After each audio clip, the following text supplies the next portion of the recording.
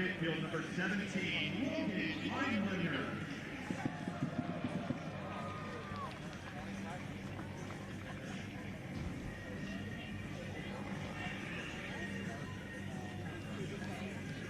At midfield, number 18, Noble Okello.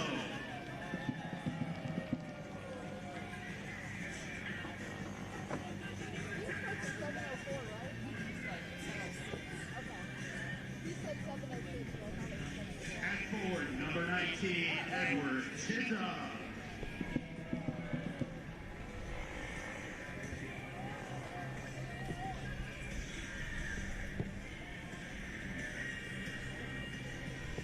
At defense, number 21, Mikel Rashid.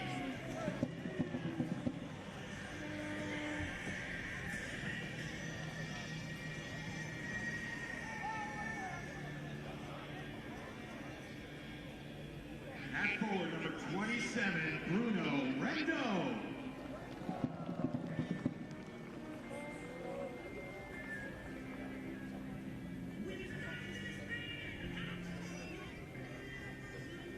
At defender, number 37, Paco Craig.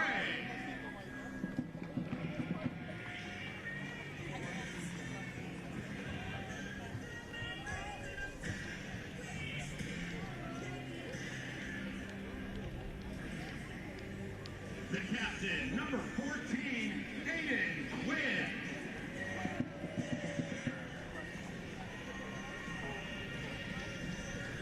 The head athletic trainer for Indy 11 is Josh Franco. Indy 11 assistant coaches are Phil Presser and Jacob Perry. The goalkeeper coach is Andy Swift. And the head coach of Indy 11 is Sean McCauley.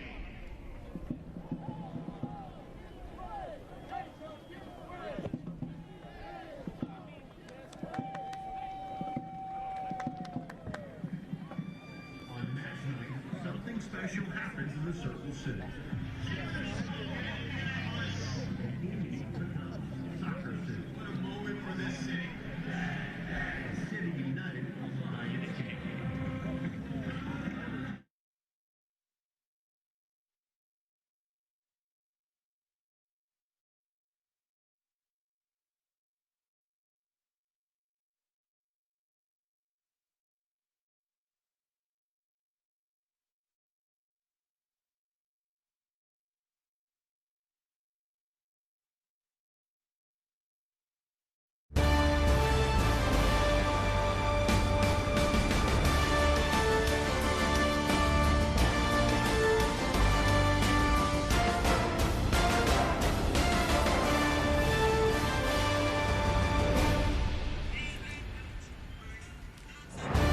When it comes to home base of the Indy 11, they have won both contests as of late.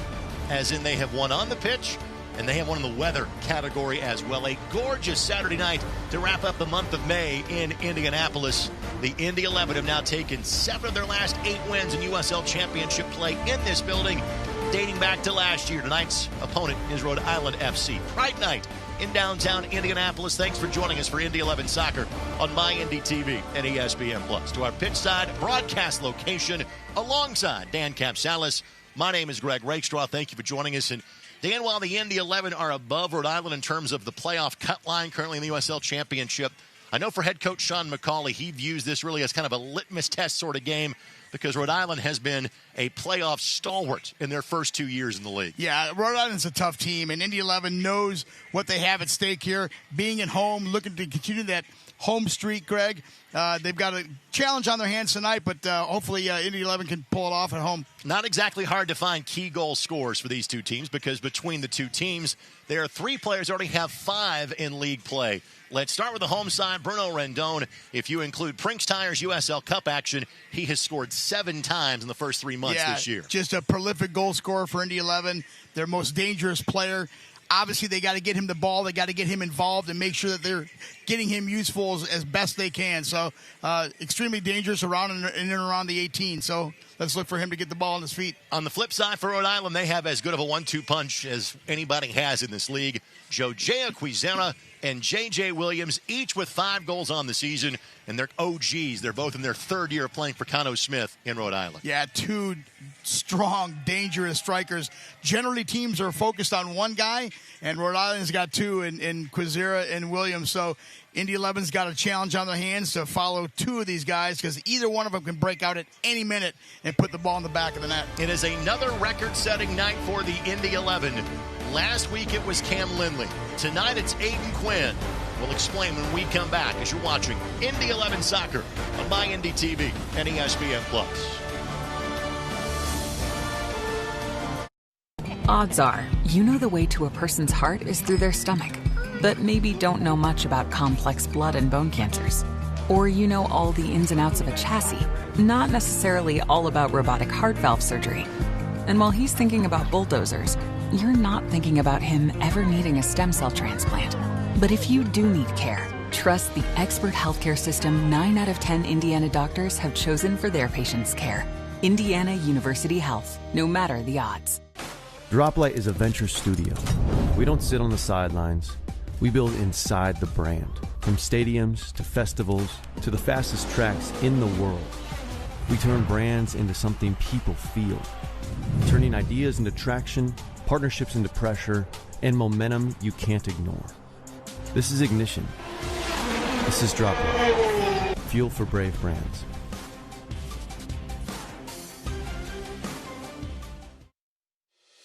Every place has a purpose, and the people who inhabit those places have their own reasons for being there. The last thing on their minds should be concerns about the safety of the places they're in.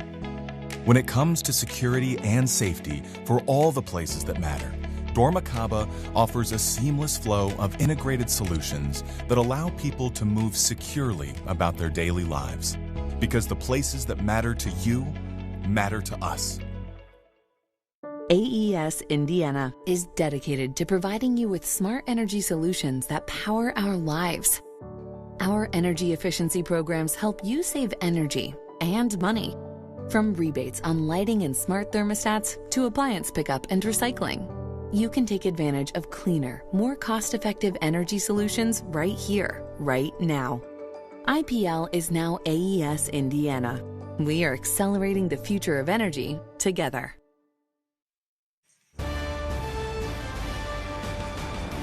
Tonight's match presented by your Central Indiana Ford dealers, a proud sponsor of Indy 11 Soccer. Visit your local Central Indiana Ford dealer today. And by IU Health. Indiana University Health is proud to be the official health care and sports medicine provider of the Indy 11, supporting athletes in our community with expert orthopedic and sports injury care close to home. Both teams on the pitch and getting ready for tonight's contest. It's each of our starting lineups brought to us by your Central Indiana Ford dealers.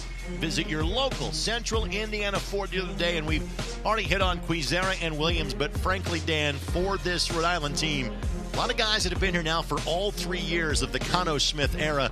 Continuity has been key for Rhode Island. Yeah, they've got chemistry, Greg, and that kind of chemistry can be really dangerous. They know each other well. They play well together.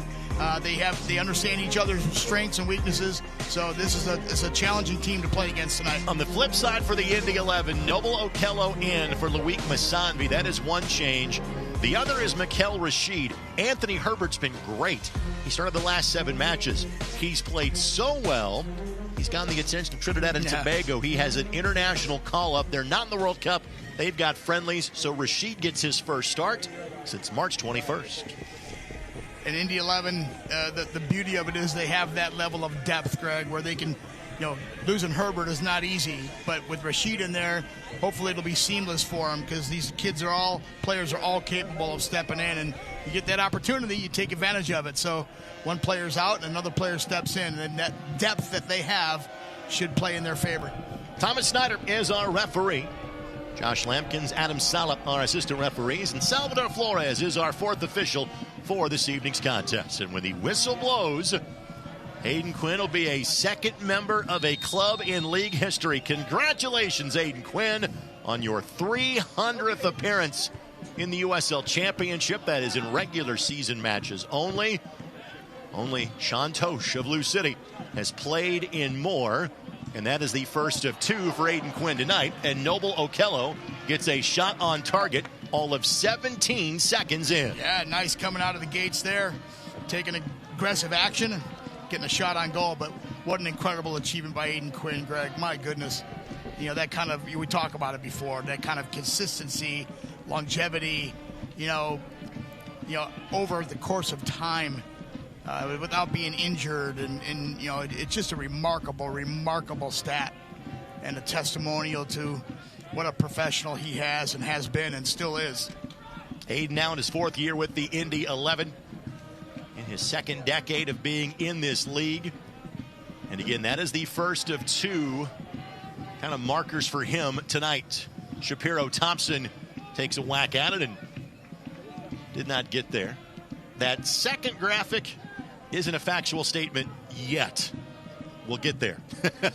We'll get there in about what? It's in progress. We're getting there. 22 minutes. Yeah, it's coming. Sooner rather than later. That is coming. Another remarkable milestone for Aiden Quinn on the horizon, the very near horizon. Throw in coming here for Josh O'Brien, who got his 2nd USL Championship goal of the season.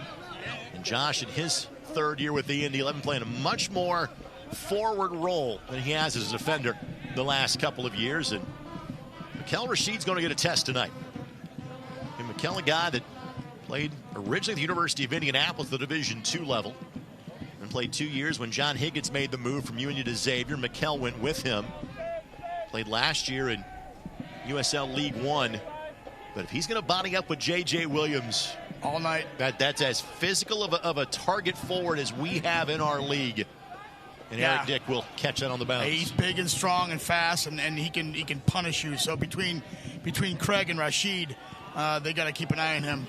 Let's get to our Keys to the Match, presented by your Central Indiana Ford dealers, proud sponsor of Indy 11 Soccer. Visit your local Central Indiana Ford dealer today. Dan, take it away. Yeah, build up on that positive momentum. That they're undefeated here at home, and they know that there's a level of confidence that goes along with that. So keep that mindset positive. Keep that homestand on the mind, and then numbers up in transition, especially in the middle third, Greg. If they keep their numbers up in the middle of transition of the field, going forward, going back, that's where this game is going to be won, is in the midfield. And the key is, how can they keep numbers in that middle third? On the flip side, what's Rhode Island focusing on for Coach Smith tonight? Well, you see Williams up top, right? He's going to be standing in the middle. The key for them is to get that ball wide. Use the width of this field. That's when they're best in their attack. Getting that ball outside and wide and opening up space for Williams. And then keeping their defensive shape. They've got a very strong defensive contingent back there. And Sanchez and Stoneman and Sardina. And they've got a great little group back there. So keeping their shape and back. Indy 11 Soccer, sponsored by Dormacaba, for every place that matters. Ticano Smith, a native of Bermuda. Only head coach that Rhode Island has had. These two teams first played on July 4th weekend 2 years ago, back when Rhode Island played their games at local Bryant University. Crazy 3-3 draw in the humidity of Rhode Island early July. Teams played 3 times 2 years ago, played twice a season ago. And in both years, Rhode Island has gotten much better as the year has gone along. Yeah, they're only a few points behind Indy 11 right now, so this is a pivotal game as far as, points in the standings in the Eastern Conference. So they're looking to keep jumping up that ladder. But they're going to have their hands full with Williams tonight. Indy 11 is. I mean, he's just a handful. He's such a strong player. Physical, and he's quicker than people think. And JJ, one of the most dangerous players in this league for quite some time. Indy fans have seen him in the last 3 years. Tampa Bay, Birmingham as well over the years.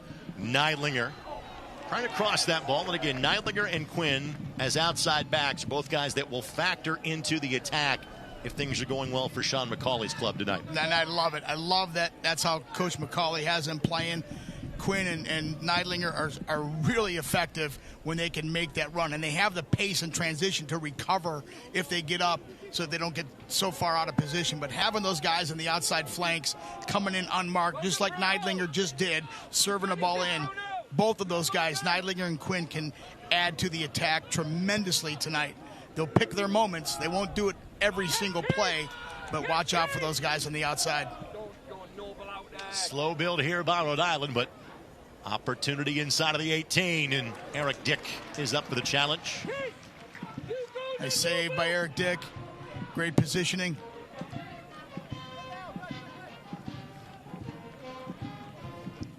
Now, Quizera is playing on the outside for Rhode Island. Got to keep an eye on him because you tendency to lose a guy on the outside. He's so quick and fast, and he can just punish players. So if you give him too much space, Indy 11's got to be really, really careful not to lose sight of him. Indy's, even though as good as their midfield is, their game has been the long ball this year. Now, of note, one of those long ball targets is not in the lineup tonight. That is Loic Masanvi. He is on the injured list, and our injury report is our Back to Healthy, brought to you by IU Health, the official healthcare and sports medicine provider of the Indy 11.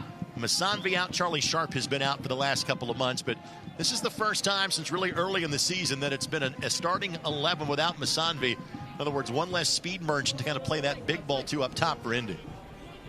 Yeah, it's just one of those things, Greg, where you don't want to get into playing long ball. That's easy to defend, but that's why I said that one of the keys is packing the midfield, making sure they got numbers up in midfield, and play that ball through to feet, in a small build-up type style, as opposed to bypassing the midfield. Shapiro Thompson plays that ball to J.J. Williams. Williams did not get the touch he wanted to on it.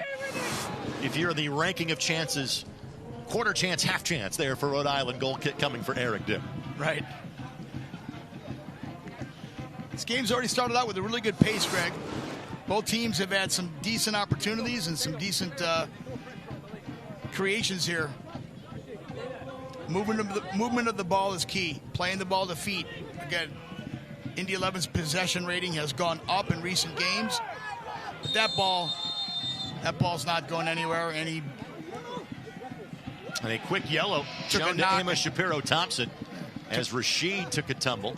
Of note for the Indy 11, there are not many guys behind him in terms of the center back position, and that had been a position of strength. But Pat Hogan out for the season. Your right back, Hayden White, out for the season. Anthony Herbert is now on international duty for the next couple of weeks. Hezron Berry's available, but he got hurt last week, but he's in the 18. Muhammad Omar got hurt, just got back in the 18. Yeah. So of any position that could take a knock for the Indy 11, it's not the center back position this evening. Not the center back position. A remedy or solution there would be, putting O'Brien back there, or even Quinn, who's versatile, can move into that area if need be. Those two guys would be the only ones that could probably, fix that gap, but not something that they're planning on. Indy 11 Soccer is brought to us by Desnuda, 100% organic tequila. How real tequila tastes. Good look at Sean McCauley in his third year as the manager of the Indy 11, the second longest tenured coach in the history of the Indy 11. Mikel Rashid takes no chances and whacks that one sideways for a throw-in coming for Rhode Island. Only Martin Rennie has spent more time on the Indy 11 bench at this point than has Sean McCauley. And frankly, later this year, because one of the years that Martin was here was the COVID-shortened 2020 season. Yep. Sean will manage the most amount of games in Indy 11 history at some point later this season. Nice throw. The mixer and Eric Dick is there and realizes exactly the piece of real estate he was operating in and leaves the ball for a second. Rhode Island fans remember Eric Dick quite well. That was the netminder for Pittsburgh, of course, last year in the Eastern Conference Final. That was the only match of 4 in which Eric had Pittsburgh score a goal in front of him. The other 3 wins in the postseason were 0-0 for 120 minutes, and Eric and his team won the penalty shootout to win their first championship. Yeah. And in short order, as Neidlinger goes flying and Hugo Bacharach guilty of the foul, Eric decided to come home and continue his professional career in his home area, since he is a former Carmel Greyhound and Butler Bulldog. Great story, great journey. Proud to have him back here in Indianapolis. Dan is the former high school head coach at Carmel. Of note, he was not Eric's coach. Correct. Although Eric did play high school soccer. Yeah, at Carmel. was after I had already departed, but remember watching him play in high school and played with the DA. And now, we had a game here a handful of years ago. I said we better make note of this because I don't think it's ever going to happen again. Both starting goalkeepers played Indiana high school soccer. Trevor Spangenberg was from the Valparaiso area and played at Boone Grove. And that was when Eric Dick was on loan here briefly back in 2021. Foul called against Jack Blake. Of course, this match is brought to us by the Keystone Group, specializing in transformational developments, construction, management, and investments. And first of two times that these teams will get together this year. Eric is able to snag that without much of a bother. Yeah, and if Rhode Island has that type of a style of an attack, that's going to serve Indy 11's defense well. That long ball, even with Williams up there and as strong as he is, you got Rashid and Craig just taking those balls down. So that long ball is not going to be really that effective, especially when it's in the air. If it's on the ground, maybe have a little bit of a chase on your hands, but that long ball is not going to be effective. Rhode Island's got to get that ball outside and wide. Rendon goes to ground. Nothing called. We play on. This is Leo Afonso, one of the new players this year for Rhode Island. Good service inside of the 18. Quizera trying to find a window. Perhaps one pass too many for Rhode Island. But what Quizera can do with his combination of speed and technical ability, that's where he creates, just inside of the 18 for the visitors. Well, what he does, if you notice here, Greg, what he's doing, he's staying on the outside toward the touchline, kind of as a number 7 or number 11 on the outside in the midfield. And then he swings in the box completely uncontested because they're losing sight of him. So he's extremely dangerous because he's like a sneak attack, right? He just comes from behind, he blindsides defenders, and before you know it, there he is. And you saw him just there a minute ago inside the 18, and that was a 30-yard sprint from him on the outside, out of nowhere. So he is really dangerous, and Indy 11's got to do a better job of keeping an eye on him and marking him up, staying goal side. Neidlinger hits the gas pedal. Has 4 options to his left. Takes the closest one. Needs some support there.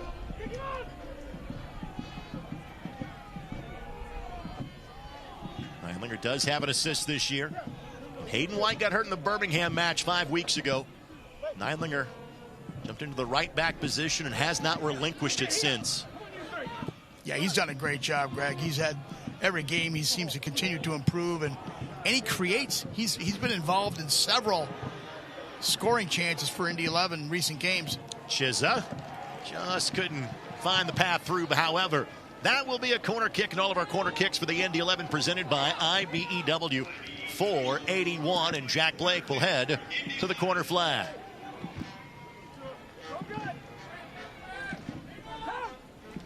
Noble Okello back in the starting lineup because of the injury to Loic Masanbe. It changes things up for how the Indy 11 want to attack.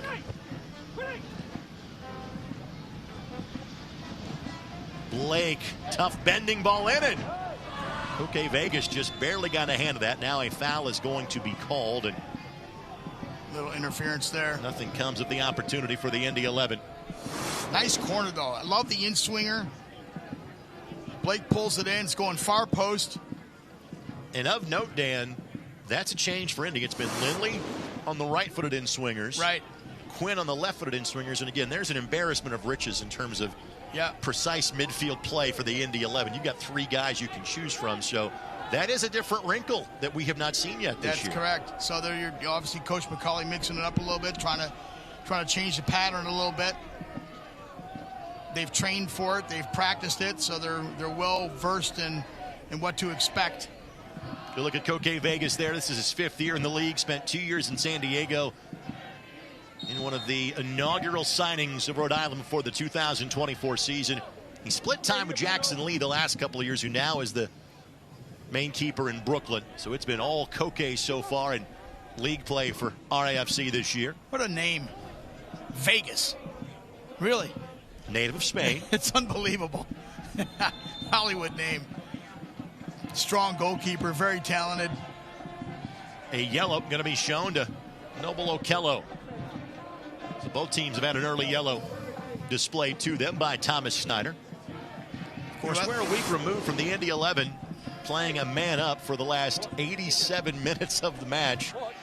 after Javane Brown picked up a red card, the second earliest red card of the match ever against the Indy 11. Wow. In minute number 3. Doesn't happen often when you get a red card that early in a game. That is really, really rare. Only time there was one sooner against the Indy 11, Leland Archer, then of Charleston, on like the 5th touch of the match, took down Sebastian Guenzati on a Friday night in Charleston. Inside of the 18 was the last defender. Red card, point to the spot. Wow. Within 30 seconds. Instant. I've never seen anything like it. That's really, really rare. But those are the right calls. It doesn't matter what time they happen, you got to call it. Just rare that it happens that quickly. Brownford Lexington sitting out this weekend. Nobody having any sort of red card issues here. All healthy, available players able to go in this one. Shapiro Thompson taking his sweet time on the reset here.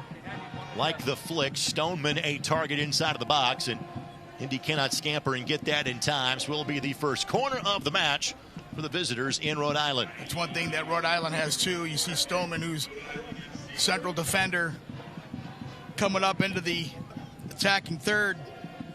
He's capable of putting the ball in the back of the net and giving some muscle up there. So again, in the mix in the corner kick here, number 5 you're looking at there. So Rhode Island has that type of depth as well. Bacharach was the target on that one. Holstead now will look to redeliver, and Rendon, because Vegas was playing up, he's rewarded for being off his line. If the goalkeeper's back around the 18, all of a sudden Rendon is bearing down on him. Yeah. Rendon had just pulled up as Blake launched that one. Of course, this match is brought to us by our friends at Johnson Controls. Johnson Controls, the power behind your mission. You know, Indy 11 without Msanvi, Greg, you know, he's got that speed and that 1v1 ability. Like to see the midfield get a little bit more involved with playing the ball to feet to Okello, playing the ball to feet to Rendon and Chizza. They've got to find a way to get that ball on the ground and not just throwing it long and you know, having a 50-50 tussle on it. Get more of a possession game in the midfield. Get the ball to Okello's feet. Well, you touched on the fact the possession numbers have come up for the Indy 11. Yeah. And a bit of that is twofold, as Rendon gives it away, but Rhode Island does nothing with it. And again, we also have to explain that the Prinks Tires Cup matches don't factor into the stats. But the last 2 championship matches, one you're playing Jacksonville, who has 2 points all season. Now, they had 4 goals against San Antonio Wednesday. They did not look good. They've had 2 points. to be and then Lexington was a man down from the 3rd minute on. Right. So, again, that possession number a little more easy to explain for the Indy 11. But frankly, even though they haven't had a lot of possession, they have been super effective. They have been perhaps the most efficient team in the league in terms of possession versus chances on the season. Right, no question. So the possession might mean you're controlling the game, but not necessarily dominating the game. They've been very, like you said, Greg, very effective with the lower possession rate, and that's all that matters. What are you doing with the possession that you have? And they have been very, very successful with that style. One of my favorite columns, and I'll clean this up a little bit, in the old days of ESPN.com was lies, darn lies, and statistics. That seems applicable here. Yeah. Indy has had 55% of the possession early. Right. Bacharach, Shucks, Chizza. Indy with all 10 defenders behind the ball, bending ball that Mikel Rashid reacts to for Indy. Good follow-up by Lindley. Now the transition opportunity is on for Indy. Rendon. And again, Rendon on a flyer. It's always Rendon on a flyer. But Indy steps on and elects for a bit more possession here. Blake didn't have a chance to get his head up. He had his head down to the ball, trying to maintain possession. Turned his back, didn't see him. But Rendon he had 40 yards of space, and that ball being able to get through, that could have been a real opportunity. But that run will happen again. They'll have another chance. Neither of these 2 teams are awfully concerned with a high press right now, Dan. No, they're playing loose, and it's okay. They're giving each other a little bit of space, which could come back to haunt them. Play there between O'Brien and Neidlinger, Dan. Yeah, that's nice. Good stuff. Again, how much has Neidlinger already been involved in the attack? I mean, you wouldn't guess he was an outside back defender, because he's so involved in getting plays and creating opportunities. A little give and go there. He's deep in the offensive third. So Aiden Quinn to the corner flag, presented by IBEW Local 481. Aiden now 3 assists away from catching King Kenny Canardo Forbes as the tops in the history of the USL Championship. Quinn moments away from tripping a unique barrier in the history of this league. Sends it in. Steered back, but steered wide. And Quinn has to diagonally sprint across the field to get back to his new position of left back.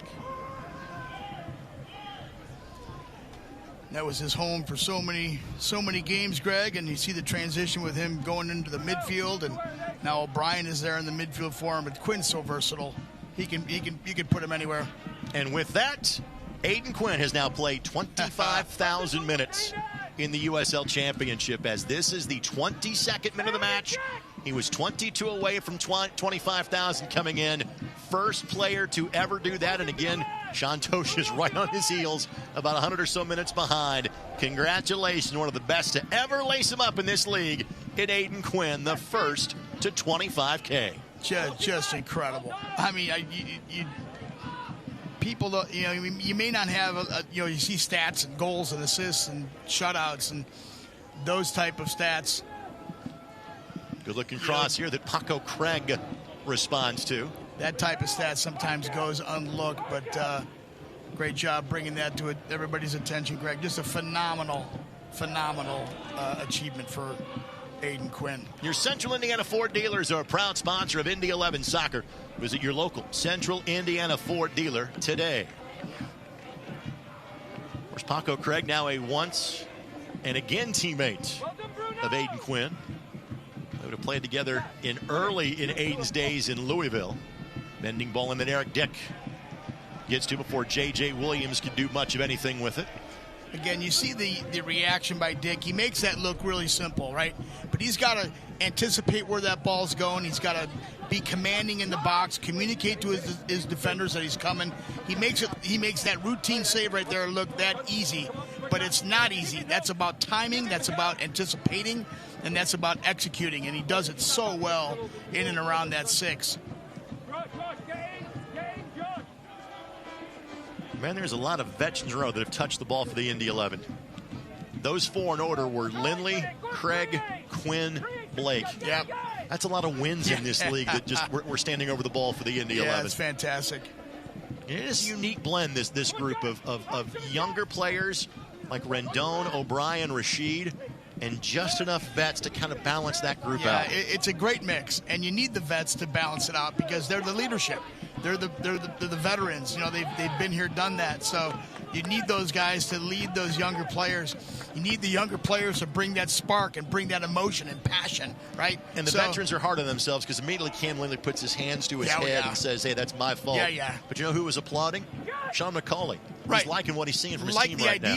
Liked the idea and liked what he saw. But these guys, guys like Cam, they're especially hard on themselves because they know what they have an expectation of what they're supposed to do, and when they make a mistake, they understand it, they recognize it, and they move on quickly.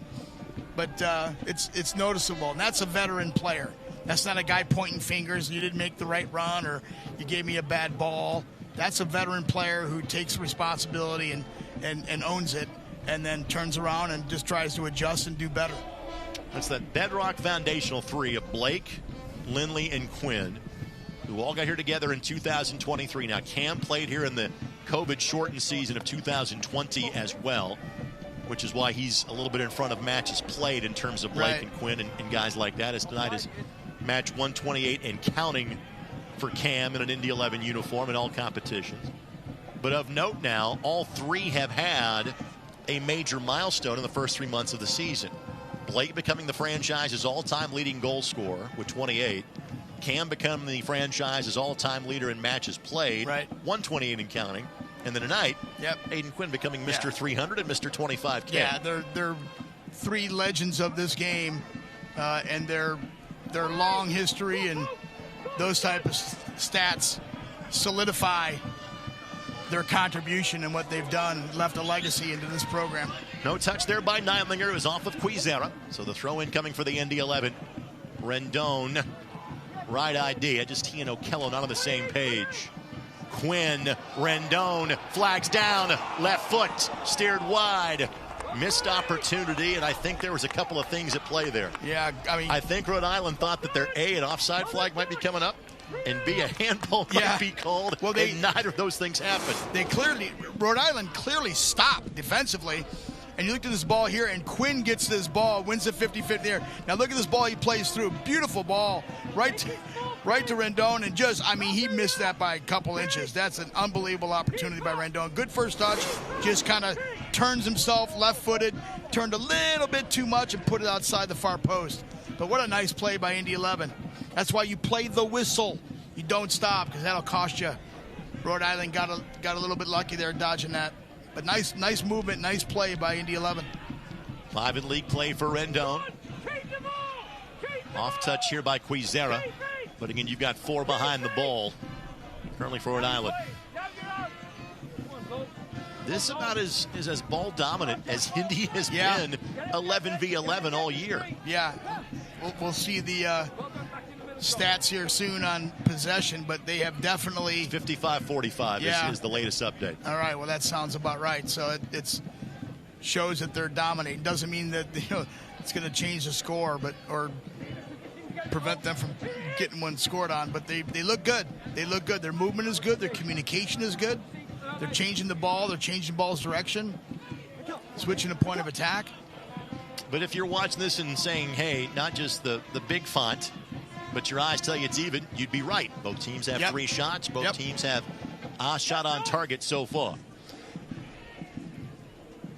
And Rhode Island has kind of, like we said, we talked about it earlier in the broadcast, Greg.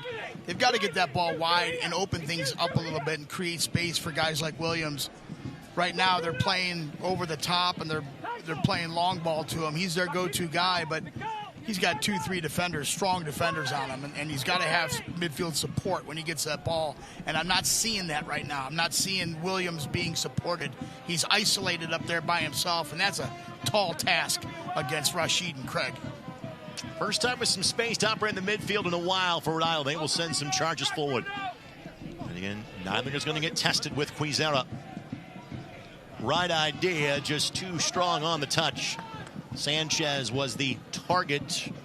Throw in coming next to the corner flag for the Indy 11. Looking for the best deal in town? Check out the Pabst Blue Ribbon Deck next time you're at Carroll Stadium and enjoy $3 PBRs all game long. Tickets available Ticketmaster.com or the Indy 11 box office. Day of game. Pabst Blue Ribbon, because you deserve a blue ribbon. Sounds good about right now. I was going to say it is a Pabst Blue Ribbon type of day. Those days ends in Y. It is a blue ribbon type of day here in central Indiana. It's a gorgeous, gorgeous evening. Little cool breeze. Williams is trying to hold things up. So good at shielding the ball. How he uses his body, right? He's pressing against the defender with his back and keeping the ball in front of him while trying to maneuver it around the defender. He's so strong on the ball, and that's where he's extremely dangerous.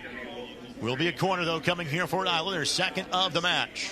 And again, because of the size they have, every corner is a bit dicey for the home side. That is Shapiro Thompson. Last corner played short by Rhode Island. Lindley out trying to mark that opportunity for Indy.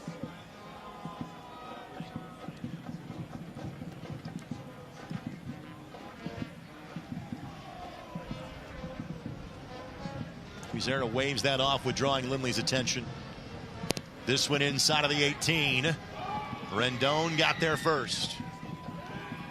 Not the touch that Rhode Island was looking for. And again, trying to launch the counter. Shizza, the player closest to it, and Holstead knocks that one back towards his bench. Well defended by Indy. I'd like to see Okello for Indy get more involved in the attack. He's drifting a little bit into the midfield, back in the midfield where Lindley's at, and Blake is kind of having that space. Okello needs to get a little bit more forward. Maybe Coach McCauley's asked him to drop back a little bit, but I'd like to see him a little bit more up top, playing off of Rendon and Chiza. Dan, I think that's because that's where Noble is more comfortable playing, to be honest with you. And again, so we see Noble. It's our first year of having him here with the Indy 11. Spent time growing up in Toronto FC's academy and playing for TFC2 and for TFC. Last year was in Phoenix. Again, he looks like a target forward, doesn't he? Yeah. But he is a midfielder, and I think he just kind of naturally drifts back to that position where Sean McCauley agrees with you. He wants Noble to play more up top, especially kind of given no Masambi and no Sharp tonight for Indy. Right. Well, what he needs to do, if it does drop in, which he has been, get that ball, and he's got that space, so he can have a lot of space in front of him, and he can anticipate that. So getting that ball and then attacking with speed. So putting himself a little bit more in the midfield, that makes sense. That's where he's more comfortable, Greg, like you said. I'd like to see him get a little bit more involved.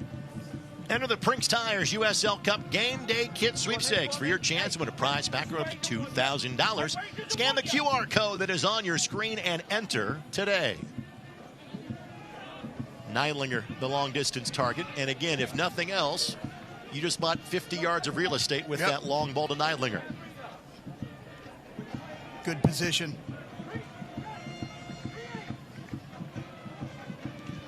Okello. Now Chiza. Chiza lines it up. That takes a turn and makes that, frankly, an easier play for Coque Vegas. You see what's happening here. Who's got the ball? Quizera. Now he's on the left side. He's been on the right side most of the game, and he changes it up. So that's where he's so sneaky and so deceptive, where he's just all over the field. You never know where he's going to be. Number 17 here on the bottom of your screen, Quizera. So he was playing on the right side, now he's on the left side, and that changes the way the defenders have to kind of follow him and make sure that they're not losing sight of him. He's so deceiving, and he can just be so explosive. So, again, you lose track of Quizera, you're going to be in trouble. J.J. Williams is running so fast, he has ran out of his shoes. He's fine. Our referee, you okay? And he goes, yes, just needed to relace the boot. Blew a moccasin.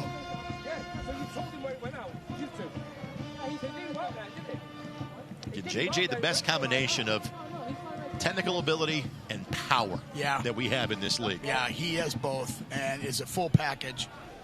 28 Strong, years big, of age. Quick, he's technical, and he can pound a ball. Now in his 8th season here in the USL Championship. Good looking throw here. Lindley, Chiza has Blake in support, but could not maintain possession. Aldair Sanchez. He's one of the new faces this year for Rhode Island as well. And Rhode Island went to Lou City and won twice in their debut season. One of those in the regular season when they scored 5 times, the other in the semifinals of the playoffs after Rhode Island had come here and won 3-2 in Indy's first home playoff game in 5 years. There's another change for Rhode Island. Sanchez started in the back in this game, Greg, number 3 for Rhode Island. He's up top now. He's up top supporting Williams. So he stays in the back and then he moves up. They got versatile guys, and when you move players around like that and you don't stay in a specific rhythm, one, it can cause trouble for you if you lose possession in transition. So Indy 11 can take advantage of that. Same time, it's dangerous for Indy 11 because you got guys coming from all over the place. They don't know where they're coming from. Chisholm on the dead sprint, trying to keep that ball in play, and did so for a few touches, but eventually a goal kick, which allows us the chance to tell you about Soccer Saturday every Saturday morning on 93.5 and 107.5 The Fan.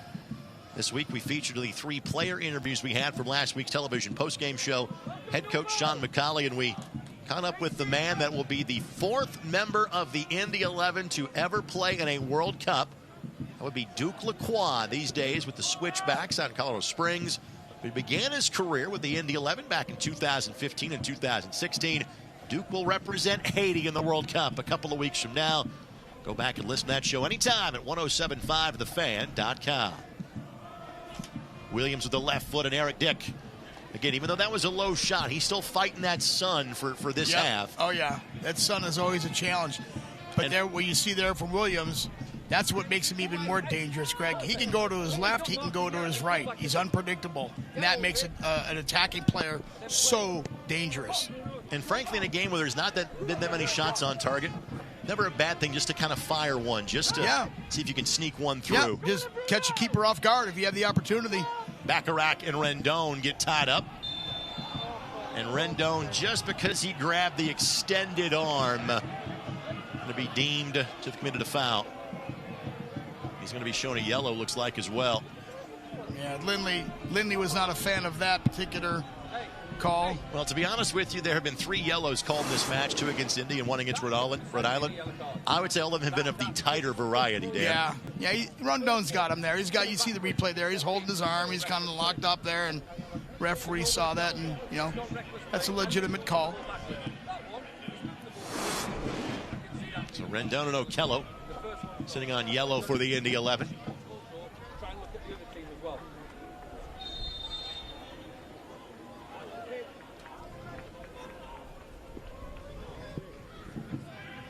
Williams the target. Was able to keep that in play. Okello got to it next. Yeah, great defensive play there by Okello.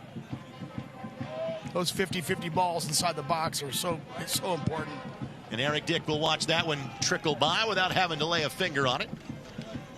Goal kick coming for Indy. This is the second of 3 consecutive home matches for the Indy 11. As you see the opportunity sneak past, Stoneman got a glancing touch on it, nothing more. Yeah, I like how Rhode Island is just, they're rotating players and they're able to recover. Stoneman's a center back, right? He's up there on corner kicks, he's up there on set plays, and able to recover at the same time in transition. That kind of versatility really has an impact. Indy 11 needs to stay organized. The only thing consistent that Rhode Island is doing right now is planting Williams up top. Other than that, these guys are intermixing and interchanging. That's really challenging to defend.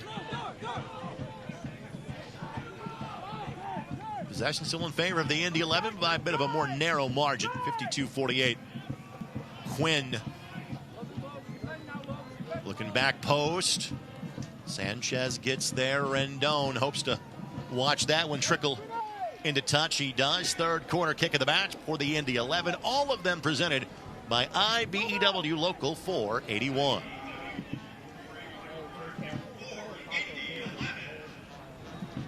It's Quinn that will head across the way. Had an assist last week. That was on the ball that Josh O'Brien scored for a second time this league season. Key opportunities here for Indy 11. Vegas steers it outside of the 18. That's all you need. One touch ball out of there. Great ball by Vegas. Now numbers in the other direction. Afonso. Good job by Neidlinger to close him down. It will be a corner. I tell you, I've been so impressed with Neidlinger.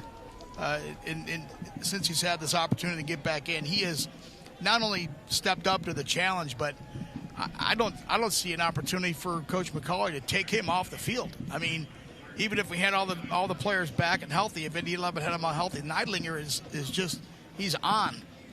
He's recovering well, he's attacking well, defending well. Just really, really looks strong.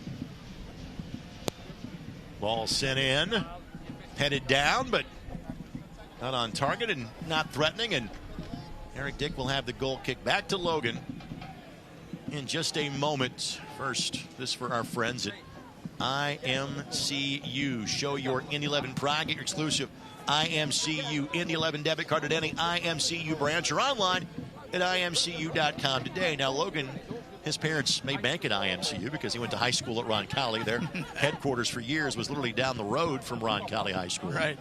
Logan, one of the 3 local products in this game for the Indy 11. Great touch by Blake. Great touch. Give and go. Chiza back to Blake. But a little too far for Jack, and the opportunity quickly goes away for the Indy 11. That ball skied in the air, and it's got tremendous amount of spin on it, and Jack Blake brings it down on a dime. That is so difficult to do with the ball, not only in the air like that, but the spin on the ball, and to bring it down like that. Just incredible technical ability there by Jack Blake.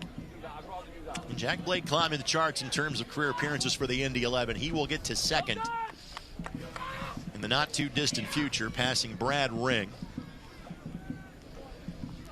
Both teams are getting opportunities, Greg. Both teams are creating corners. They're getting inside the box, but neither have had just a quality shot on goal yet, testing either keeper. So while there's been a couple of knocks on the door, there hasn't anybody been able to shut it yet, right? I mean, just pound it, challenge the goalkeepers. We haven't seen a quality chance yet, but I feel like it's coming. Rendon tracking a bit further back. Talk about positional versatility of Rhode Island. I'd say a lot of the same about the Indy 11. And Rendon came to the team as a defender from his days in Colorado. Has turned into a forward after playing more of really a kind of a wing role last year. Yeah, what a transition that is, in different roles, and different, you're asked to do different things in different positions, and he has handled that transition not only well, but he is just bloomed and blossomed in that role. Your Central Indiana Ford dealers, proud sponsor of Indy 11 soccer. Visit your local Central Indiana Ford dealer today. Chizza putting in work for the Indy 11. Flag stays down for Rendon. As Blake, back post, has O'Brien making a supporting run. Tried to find Blake, couldn't get it through. Neidlinger one times this one. Infield fly rule might be called on that one. Pretty easy for Vegas. Again, balls are being dropped in, balls at around the top of the 18. I tell players all the time, don't be afraid to take shots outside the 18. Yeah, most of the goals come with inside the box, but take those outside shots, take advantage of those, get those opportunities, catch your keepers off guard. So far, both keepers have been very involved, but just routinely. Nothing expected of them outside of the regular routine balls. So see which team can challenge them the most. Good read by Noble Okello for Indy. Heavy touch. Was touched last by Noble. Noble will play this week. He will then set next week. Well, he is Canadian in terms of his background. Much like Edward Chizza, who is from Uganda, Noble is able to play for Uganda, and he is going to play for their national team. They have a couple of friendlies coming up. Obviously, we're less than 2 weeks away from World Cup, but even those nations that are not playing in the World Cup will have some international games coming up. So he's going to be a couple of players down next week when they play host to Forward Madison in Prinks Tires Cup play. Rhode Island will also play a League One opponent. They'll play Westchester in group action next week. Williams trying to steer that one across the 18. Found a teammate, but well outside of the attacking zone. That ball was served in by Quizera, who's now back on the right side over there, Greg. He just keeps rotating. You got to really keep an eye on that guy. That's a really well-timed tackle by Karifa Yao. If he gets that wrong, that's a problem for Rhode Island. Yeah, he took a chance there, and he got rewarded for it. But that was a little bit of a gamble challenge. He won it. Again, sending Rendon in the flyer. That is always in the bag for the Indy 11. Able to withstand the physicality of Sanchez, and on the back heel finds Neidlinger. That cross deflected. Great overlap run by Neidlinger, and great read from Rendon to see it and play it out to him. You know, Dan, this is a match where there isn't a team that has wrestled control. This is about as much of a 50-50 match as I think you and I have seen in some time. I agree, Greg. It really is. Both teams doing good things, maintaining possession, both teams creating opportunities. It really is a stalemate. And out of that possession, to get a corner out of it, probably about as good as Indy 11 could do. So once again, thanks to our friends at IBEW Local 481 as they bring you the fourth corner of the match for the Indy 11. And I don't think we're going to have much in the way of additional time at the end of this half. I would think so. Maybe 2-3 minutes. Just one. Yeah. Makes sense. There hasn't been a lot of stoppage time. It's been a very clean game, you know. So, yeah, it's been about as 50-50 as we've seen. But at the same time, it's been entertaining. Both teams have had runs, and both teams have had some opportunities. Okello, that's very well defended by Scardina, because Okello could never get free to make a move on that ball. Right. He's got that. Okello's got that size. I mean, you know, in those type of plays, you want him in the air. Coming from the midfield, you want him on the ground. But coming from like that, I mean, he's got that lengthy size. Like he started up top in between Masanvi and Rendon for a handful of weeks. Edward Chiza has kind of taken that role over the last couple of weeks and frankly has done well with it. Yeah, Okello is obviously, he's dropped into the number 8 position. Lindley behind him with support. O'Brien took that ball with him to the turf. And this restart will probably be about it for half number 1. In fact, the restart won't even happen. We are done with half number 1. Sean McCauley would like a word with our referee before he then has a word with us to start the halftime show. But again, as Dan and I have described to you, this is about as even of a match as we have seen all season long. Possession, 49.8, 50.2. Yeah, I mean that's I'm not sure that's happened. Not in games we've done, Greg. It's 50-50, literally. If this were an election, they demand a recount. Right. That's how close this has been so far. Well, Sean McCauley quickly hustles over to our broadcast location after giving a word to Jack Blake. Coach, couldn't be more level through 45. Your thoughts, what you've seen from your team so far? Yeah, I mean, I think we've played quite well. You know, we've given them some problems. You know, we've got the ball in areas where we can hurt them. We've just probably not played a quality enough final pass, which, you know, I know the players can do it. That's why I was speaking to Jack there, you know, and give him a bit of belief in himself, because, you know, I think he'll get chances in the second half. Anything you change, or you just keep doing what you're doing and hope to get a different result? We're going to have to keep doing what we're doing, but we're going to have to defend a little bit better. You know, they're getting both teams are really playing the same way, trying to get the fullbacks forward and get cross in the box. And, you know, we know what they've got in terms of the threat that they have in the box, and that's something that we're going to have to stop. And then we're going to have to play our way through. And like I said, just a little bit more quality on the final pass, and I think we might get something. Coach, thank you. Thank you. Sean McCauley, always a gracious to join us at the start of our halftime show. 45 minutes in. There's a sign that I've seen that says, does not mistake activity for achievement. Maybe that applies here. A lot of activity. Nothing close to a goal yet. Scoreless in Indianapolis after half number 1.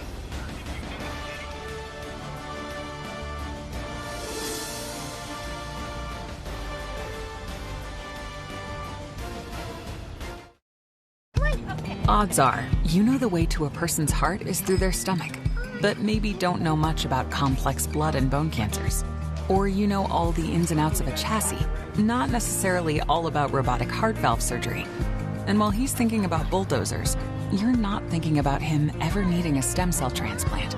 But if you do need care, trust the expert healthcare system 9 out of 10 Indiana doctors have chosen for their patients' care. Indiana University Health, no matter the odds.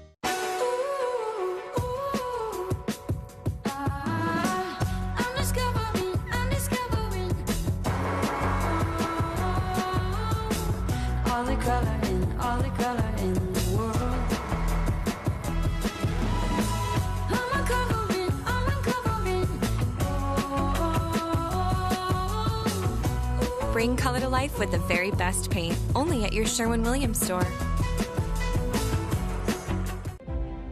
Deep inside you, there's a spark waiting to be ignited, a yearning for a real connection, something that truly moves you.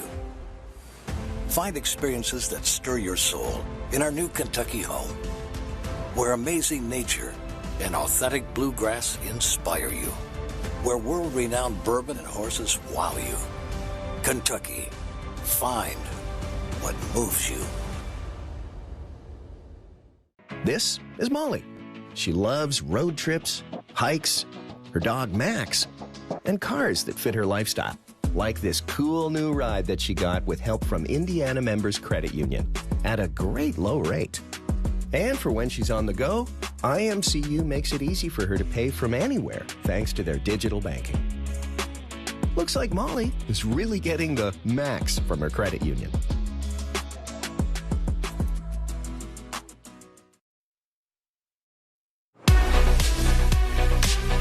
The first half is in the books in the USL Championship. We hope you're enjoying the match so far.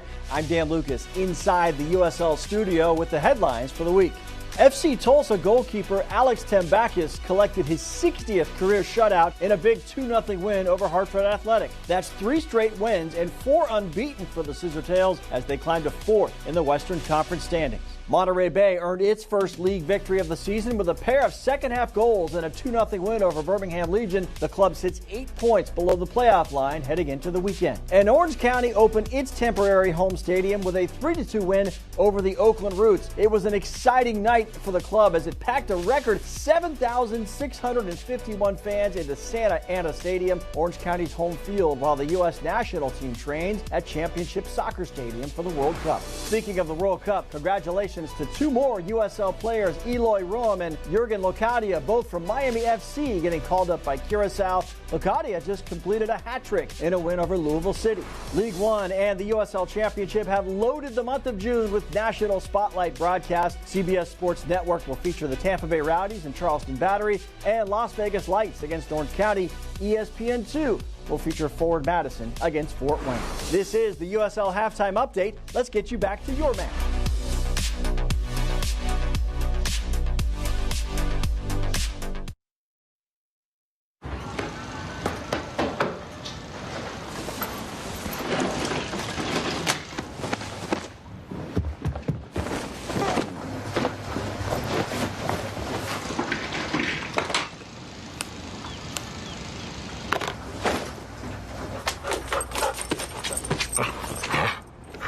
With more features to keep your account safe and secure.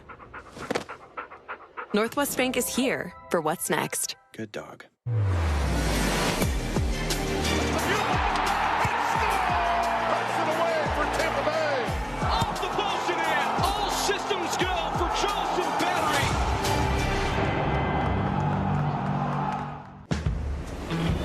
Sometimes the waves are calling your name. Other times, you think the waves are calling your name, but actually, it's the kids. This summer, get 1,000 bonus points and a chance to win 250,000 bonus points. Pain doesn't care who you are or why you hurt, but pain can be mastered if you know the way. Fight back with Tiger Balm's legendary herbal power. Trusted for over 100 years, our proven blend of camphor, menthol, and essential oils tames pain with the strength and speed of the tiger, so that you can rise above pain and get back to living. This is the way of the tiger.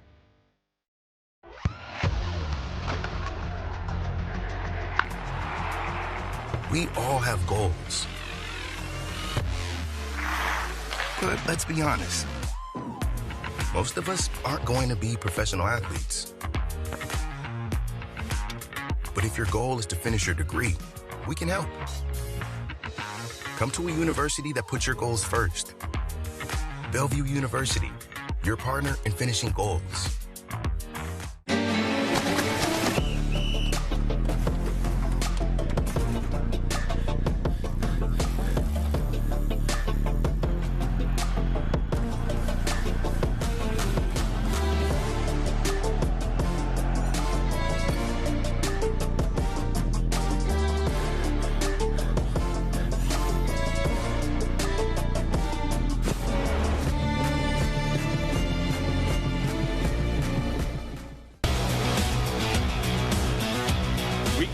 Championship play is upon us. Alex Cernali, center back from San Antonio FC, joins us to talk their incredible start and why they deserve to be the #1 team in the Western Conference. What's gone wrong in Louisville? What's going right for the Tampa Bay Rowdies? 10 games unbeaten to start the year. And what is the best game on the docket this weekend? Stick around. This is USL All Access.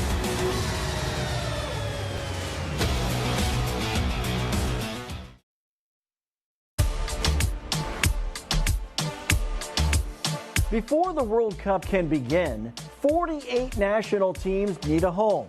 And home is a lot more than a practice field. They wanted a beautiful grass field and in a sort of secure facility with great access to gyms and all the other pieces around. Dan Rutstein had the honor of handing the keys to Orange County SC's entire facility to the U.S. men's national team. Why does it matter to you to have the U.S. national team at your facility?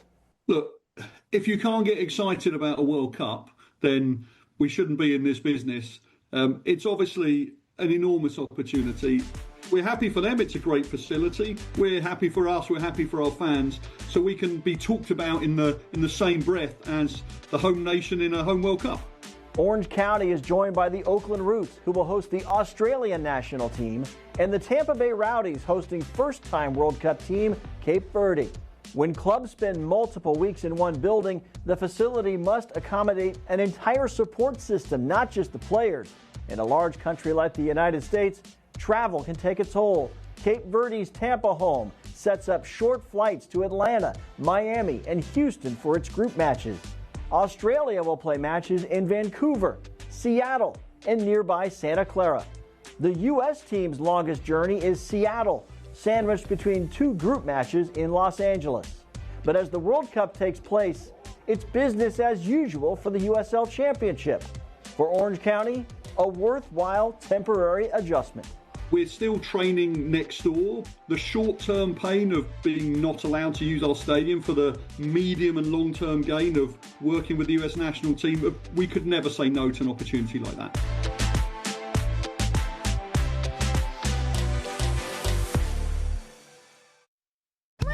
Odds are, you know the way to a person's heart is through their stomach, but maybe don't know much about complex blood and bone cancers. Or you know all the ins and outs of a chassis, not necessarily all about robotic heart valve surgery. And while he's thinking about bulldozers, you're not thinking about him ever needing a stem cell transplant. But if you do need care, trust the expert healthcare system 9 out of 10 Indiana doctors have chosen for their patients' care. Indiana University Health, no matter the odds. Indiana is built on community, pride, and coming together. And on match day, that spirit lives at the heart of Indy 11. And cuts it back, headed home. It is time to cue the smoke in Indianapolis for the first time this year. Families, friends, lifelong fans, and first-time supporters alike. It's more than a match. It's a place where Indiana gathers to cheer, celebrate, and belong.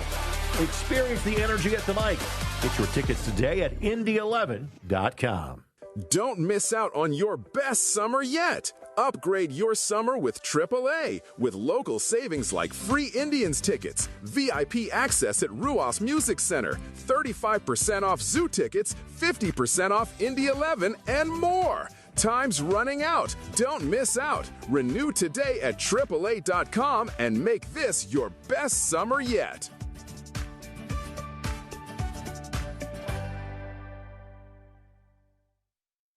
AES Indiana is dedicated to providing you with smart energy solutions that power our lives. Our energy efficiency programs help you save energy and money. From rebates on lighting and smart thermostats to appliance pickup and recycling, you can take advantage of cleaner, more cost-effective energy solutions right here, right now. IPL is now AES Indiana. We are accelerating the future of energy together. Again, an absolutely spectacular Saturday night in Central Indiana. Third consecutive home match where the weather has been absolutely sublime. 0-0 as our score so far with 45 more minutes left to play. A quick check of the standings in the Eastern Conference. Indy, again, it is early, but on the right side of the playoff line, sitting in fifth, there is the right combination of results that could happen tonight to get Indy all the way to second. Rhode Island currently is out of a playoff spot. But again, folks, we are playing matches through October the 24th. Basically, 1/3 of the season has been completed as of tonight. So a lot of ground left to cover for each of these two teams. Back inside of the broadcast booth, and alongside Dan Capsalis, Greg Rakestraw is my name. Thank you for spending your Saturday night with us. Dan, your thoughts on, again, if not an active scoring, still pretty entertaining first 45 minutes. Really entertaining. Both teams, like we talked about at halftime, Greg, about as 50-50 of a game as we've seen all year. Both teams creating opportunities, movement off the ball, movement with the ball. I mean, it's really been a nice midfield battle chess match, but we haven't seen anybody really test either of the goalkeepers yet. Let's see if we can find that in the second half. No goals to show you, but some highlights we can share with you as well. And again, chances early in the match. Bruno Rendon, probably the best chance of the match so far. This, though, in the opening minute, where Noble Okello gets a shot on target. In the first minute, Okello, perfect positioning, opportunity, just hits it right to Vegas. Easy save, but that was probably the best opportunity for Indy 11. And then here's the look for Bruno Rendon, and just pulled it wide. Deemed that the flag stayed down. He would have been onside if that one had gone home. And as per usual, when good things are happening for Rhode Island, Jojea Quizera is somehow involved. Yeah, he's outside. He's so hard to defend because you can't keep track of where he is on the field. And then he just comes up with plays like that and serves balls like that. So Indy 11 dodged a bullet there. But this game is, look at the possession. We have never seen that. Never, at least since I've been here. Corners, fouls. I mean, this is just, shots on target. So one of these teams is going to step up, or we're going to have a 0-0 draw. But both of these teams have done good things. And Coach McCauley said at halftime, very pleased with the way they're playing, want to get a little bit more tighter defensively, and then find those opportunities up top. But for the most part, this game could go either way. We're just looking for that one explosive moment. Foul going to be called behind the play as Rendon went to ground. 3 yellow cards were shown in the first half, 2 against the Indy 11. Neither team has used a sub yet. We're kind of in that pattern where U.S. Open Cup play is done for both of these teams. Brinks Tires Cup is still kind of a weekend sort of thing, so really kind of playing once a week. Obviously, weather-wise, couldn't be more perfect in terms of the playing conditions these guys are playing in. Yeah, Indy has the full complement of 18 players, but they're a little short-handed tonight. Yep. In other words, Indy may not use their full complement of substitutions this evening. And we may not see one until the 65th minute or so, Greg. So these guys on the field, if they're doing the job, there's no reason for Coach McCauley to make any changes. Guys get hurt or tired, he may, but right now they look pretty good. Rendon rounds the corner. O'Brien. Second touch with his right foot. Could not keep it on frame. Blake was the target inside of the box. And it's the one thing in this alignment that Indy is missing. You've got size that can come from the back on set pieces. You don't have that target forward in the middle you can find on a cross like that. Right, and that's one thing that they are looking for. Somebody that they can just put that ball in the back of the net as that target player. And Rendon does that. Rendon can do that. That's what Williams does for Rhode Island. Indy 11 so far has done a good job on Williams. He has not been really super effective or dangerous. Doesn't mean he won't be. But as of now, so far, they've held him at bay. But yeah, it's one thing that every team looks for, Greg, is that one big, strong, Holland for Man City, right? I mean, that type of player is just so rare. Of course, this match is brought to us by Dormicaba for every place that matters.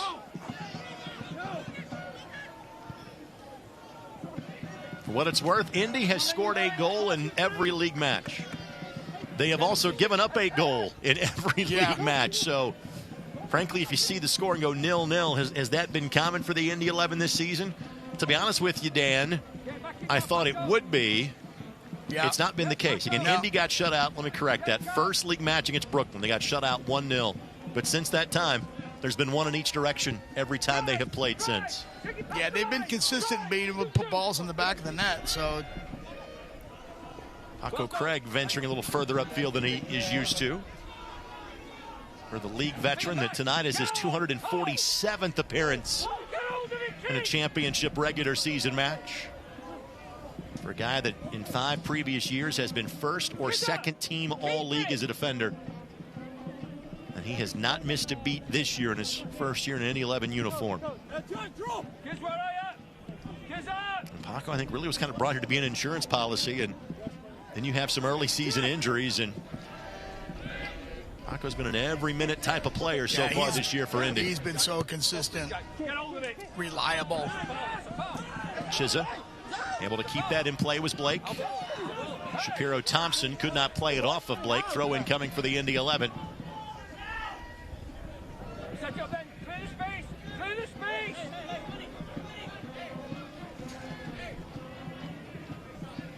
Just nothing separating these two teams so far. No, and the key is here now, Greg, is moving that ball from side to side, changing the point of attack, and moving it quickly.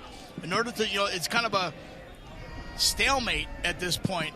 What's going to be the difference is the ability to move the ball quickly, 2 feet, playing 1-2 touch, combination play, and moving that ball quick.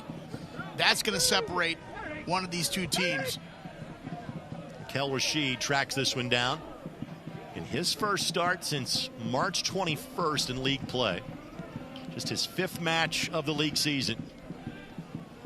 Bacharach slides it forward.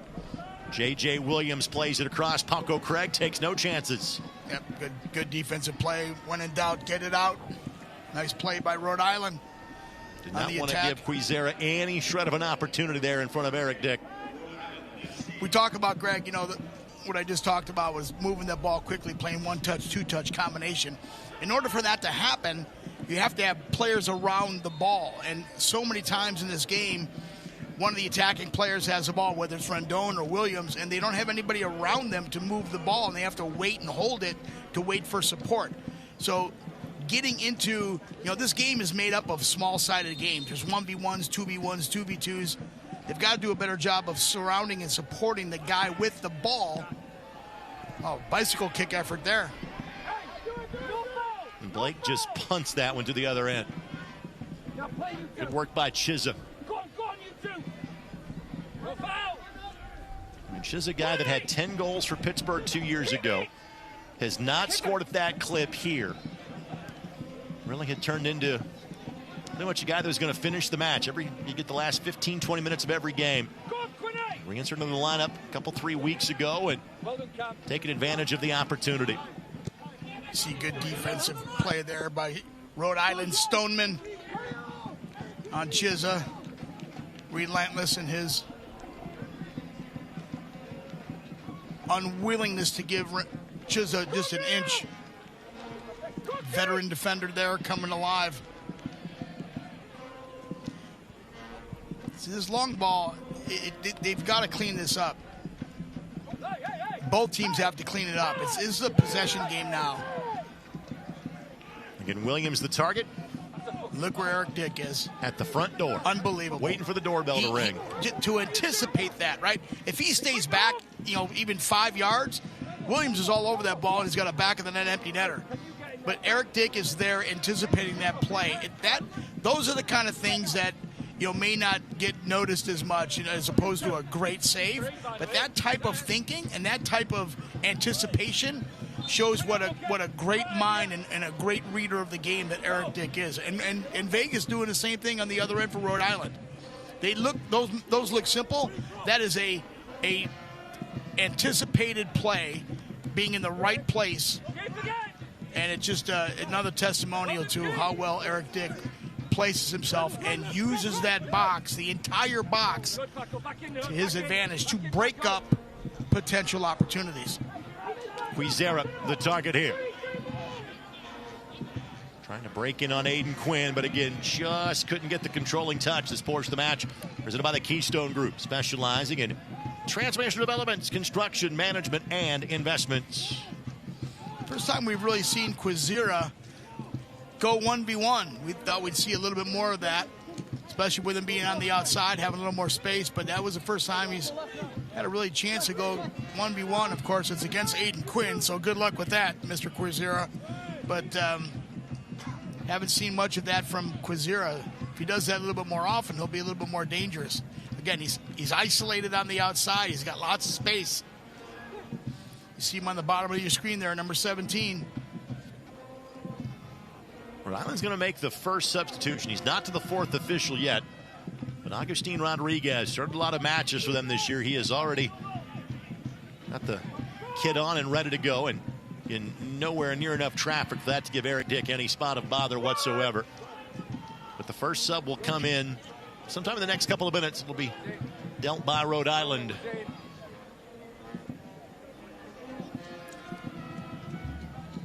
Rendon the flick. Ball played across, and this will be a corner. Presented by IBEW Local 481. Good combination play there. That's what Indy 11 needs to do. Quick 1-2 touch. Neidlinger again making that overlapping run on the outside. Get Okello in the middle here inside the box. Get Craig inside the box. Get your big guys in there and look for that one-touch redirect. It is Quinn who goes the opposite corner flag for the left-footed in swinger. 2 assists so far in the season, 1 goal in Brinks Tire's USL Cup play.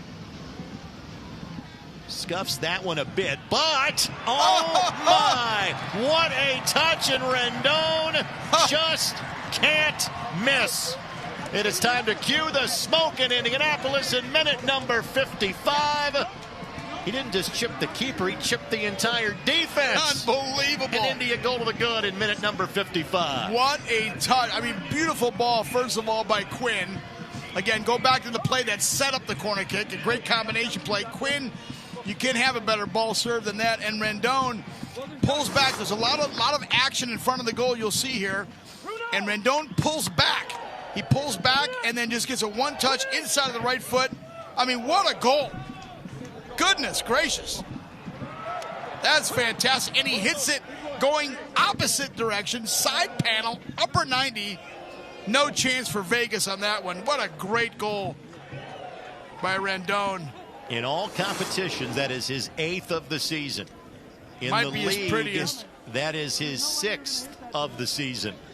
And for Aiden Quinn, assist number 64 in his USL Championship career. He is now 2 shy of the all-time assist mark. Another star on his resume, but what a great play and a spectacular finish by Rendon. Like I said before the kick, just get a one-touch redirect, and that's exactly what they did. And Clay Holstead with a professional foul.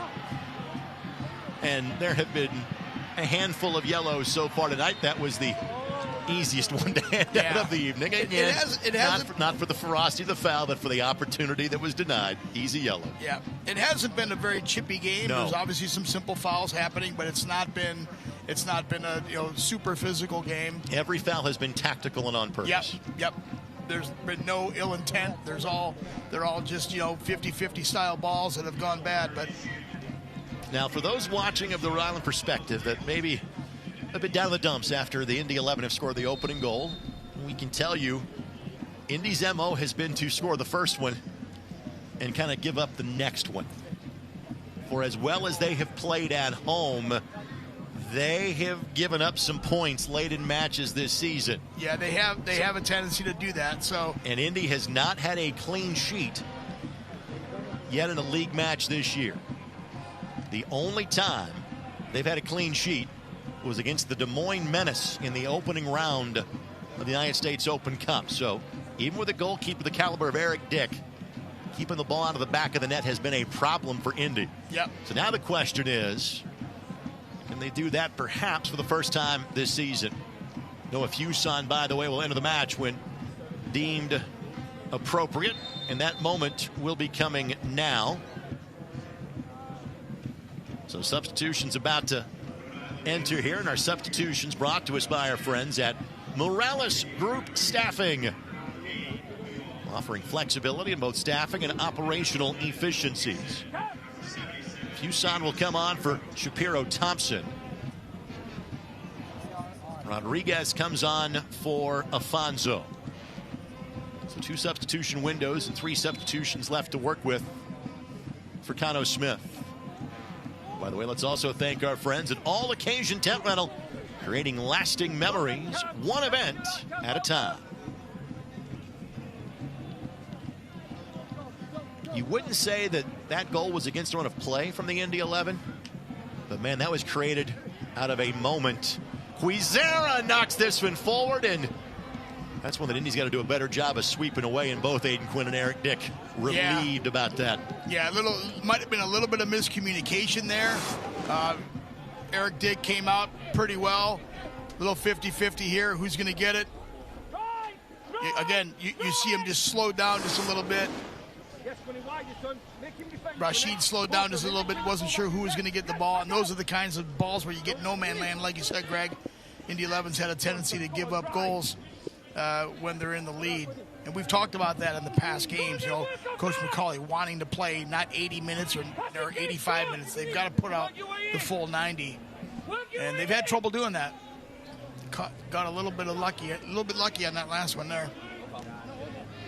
And frankly, Quizera's speed is very equivalent. Again, for those that are Indy 11 fans, what we see from Massanvi or Rendon, that's the level of speed that Quizera brings to the equation.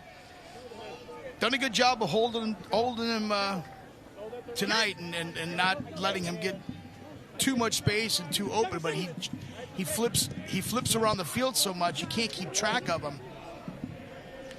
So Quinn on the outside or Neidlinger on the outside really have to be aware of where he is. Only twice this year has Rhode Island been blanked in a contest. Played to a 0-0 drawn home against Detroit back on April the 4th, and then in Prinks Tires Cup play, played to a 0-0 draw against, and I love this rivalry, they're El Clamico rivals in Hartford Athletic. If you ask me, that's my favorite rivalry nickname in our league. Absolutely.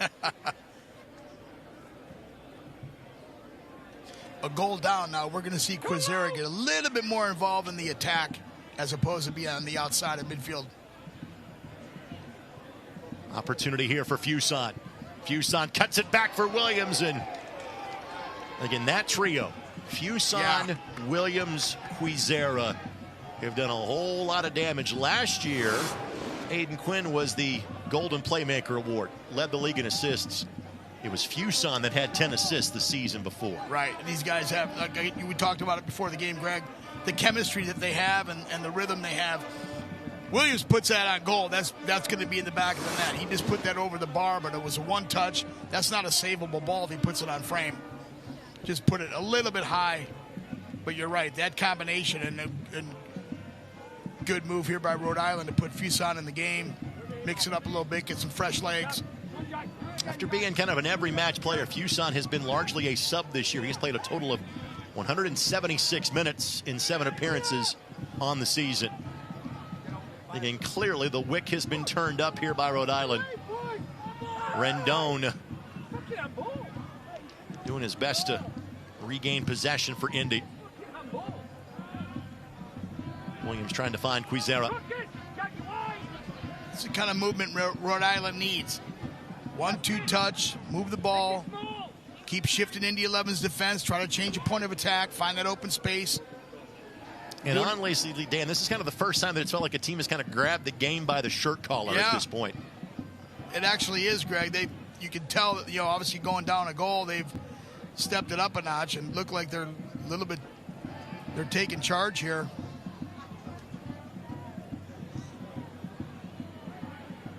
Williams at the edge of the 6. Heads up. Finds a teammate, but the turf monster does the Indy 11 a solid. Rodriguez just stumbled for a moment. Not sure if he had a clear path on goal, but his shot sent wide because he could not keep his feet. Fans, watch Wish TV, your local news source, online at wishtv.com, and download the All Indiana Sports app for free today. Yeah, Indy 11 has to be careful here. Rhode Island has picked it up. They've picked up and stepped up their numbers going forward, their possession, their movement of the ball. Indy 11's got to be careful not to get lulled in, because that's exactly how they'll get beat.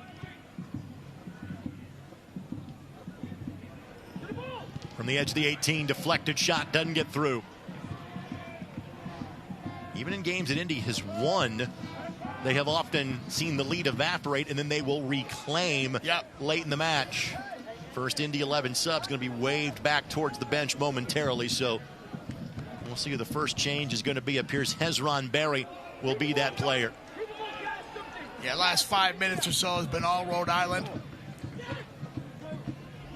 Blake does just enough to avoid pressure.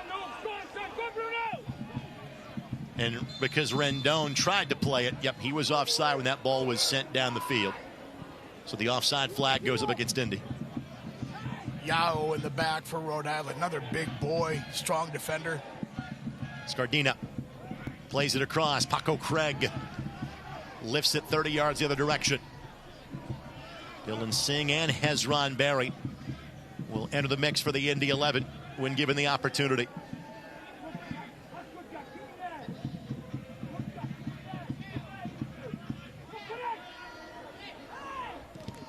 It does take a turn off of Quinn. Great hustle by Craig, and he is fouled.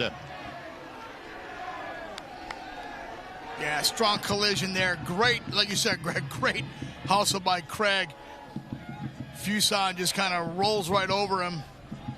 Good to know he's not injured and gets back up. But this is a nice play by Craig. Stays with it. He knows he's inside the box.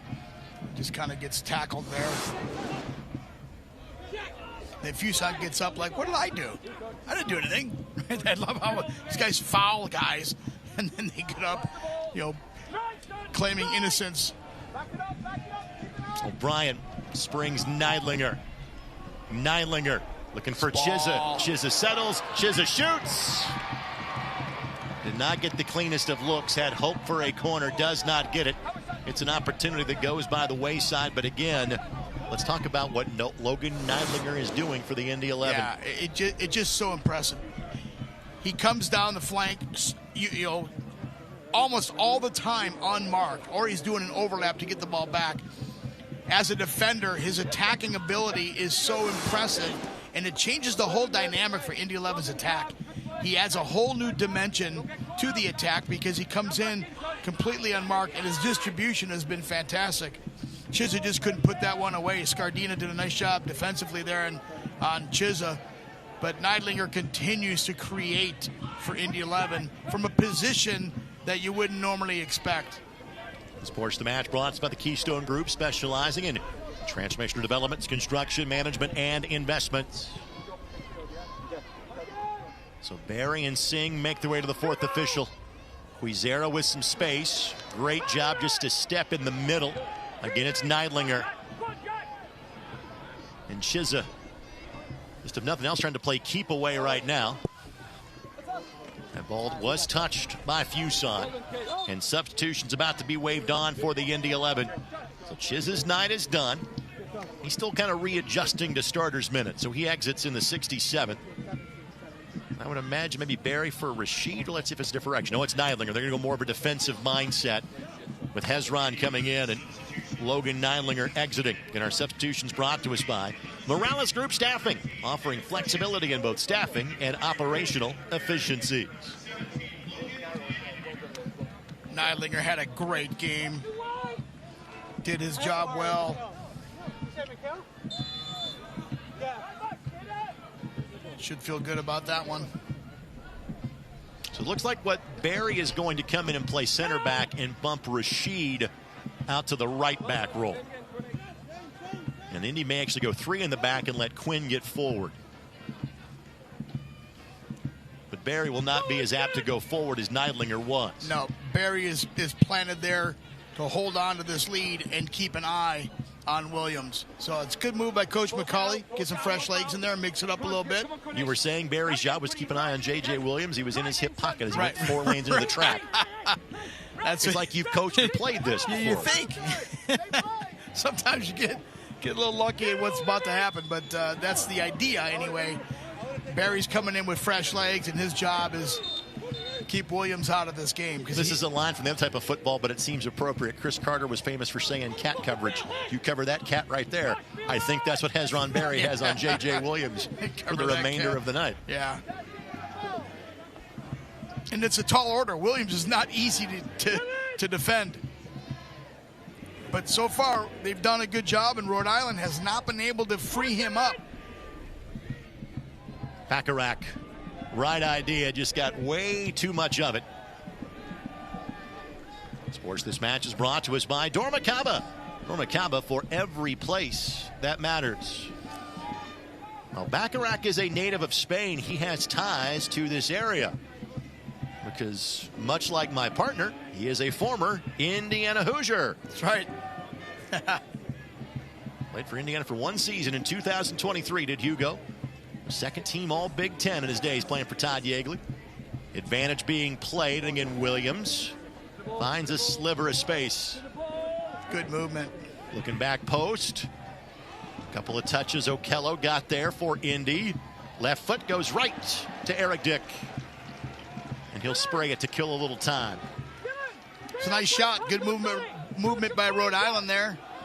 Pretty routine, easy save for Eric Dick, but nonetheless, they're creating opportunities. Rhode Island is. Lots of time. Good follow up by Jack Blake, but got a little bit of ball, got enough for Clay Holsa to draw a whistle. Two more players have made their way, and Dorsey being one of them for Rhode Island. They'll make another pair of substitutions momentarily. Again, Williams the target. Williams, a bit of contact with Eric Dick, and immediately JJ will offer a word. And what I like about what Coach McCauley does with Indy 11 here tonight, Greg, is, they're up 1-0, and he's always been the mindset, and he's told us this many times. See the replay here on this. Eric's coming out. Yeah, he definitely takes a hit from Williams. Shake that off. But what Coach McCauley does, and he's talked about it several times, up a goal, they're not sitting back and resting on it. They're trying to continue to get that second goal. And I like the move that he has with taking out Chisholm, putting in Singh, getting some fresh legs up there, putting pressure on their backs, try to secure the win with that second goal. So I love the attacking approach, the attacking mindset that Coach McCauley continues to bring. He's not sitting back and hunkering down. That's how you lose games. Best defense is a good offense. So you keep the other team at bay and don't let them out. I like that approach. Frank Nadarce is going to be the other substitute coming in for Rhode Island. That was deemed to be last touch by Scardina. Dylan Singh doing his work. And again, Singh has kind of become the guy that has replaced Edward Chiz as the guy that closes out matches up top. Just sprinting for everything for the final 25 minutes. Lindley's ball. Rendon a target but couldn't stay upright, and Koke Vegas without much problem tracks that down.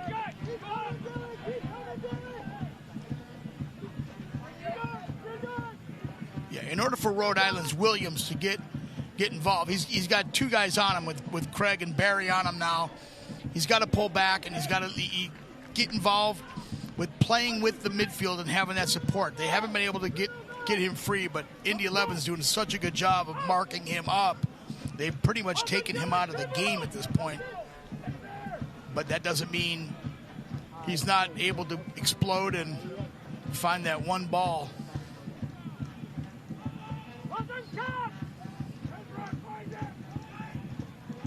Craig gets in the way. Definitely see the momentum shift in Rhode Island's attack. Playing with a little sense of urgency. Again, we talked about it at the halftime, Greg. Those points are big. Indy 11 gets 3 today. They're pushing into second place, and Rhode Island's trying to find their way back into that top 8. 3 points would do it for them. So there's points at stake here tonight. These two teams do not see each other again for 4 months. They play a midweeker in Rhode Island on September the 30th. Looking back door, and Aiden Quinn will not take a chance. He'll simply shuffle that one out of play. Crosses the byline. Corner coming for Rhode Island, and they will have a pair of substitutions that will join us first to get all of our substitutions. Brought to us by our friends at Morales Group Staffing, offering flexibility in both staffing and operational efficiency. Sanchez out, Nodarce in. And then Scardina out and Dorsey in. One sub and one window available for Coach Smith and company. Dorsey on loan from Minnesota United. He was the 55th pick in last year's Super Draft. He had 12 goals in Next Pro last year. He has 1 goal so far in Rhode Island this season. Quizera all the way through. Cam Lindley with space to burn. A very calm distribution. Rhode Island had numbers forward. Can O'Brien turn on the afterburners? The answer is no. He elects to play it safe.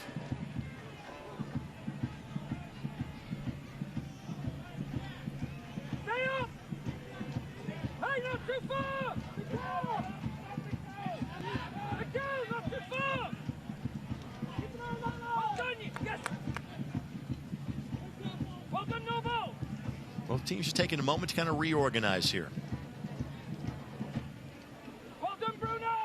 Yeah, Indy 11 is they're not complacent. They're being very smart in their movement. They're being very smart in not overcommitting anything. And as the ball gets into that offensive third, they're going to have to do a little bit more higher pressure.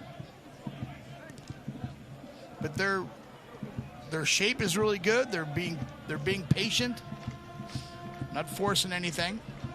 Same time, what Rhode Island has to do is move that ball quicker. They've got to get more involved in the combination play, one touch, two touch, find one quick opening, even hitting shots. We haven't really seen them take a shot outside the box yet tonight, Greg. Those are the kind of opportunities that they need to look for. Ball pinballed around and a real estate ball hit by the Indy 11. Come on, do it!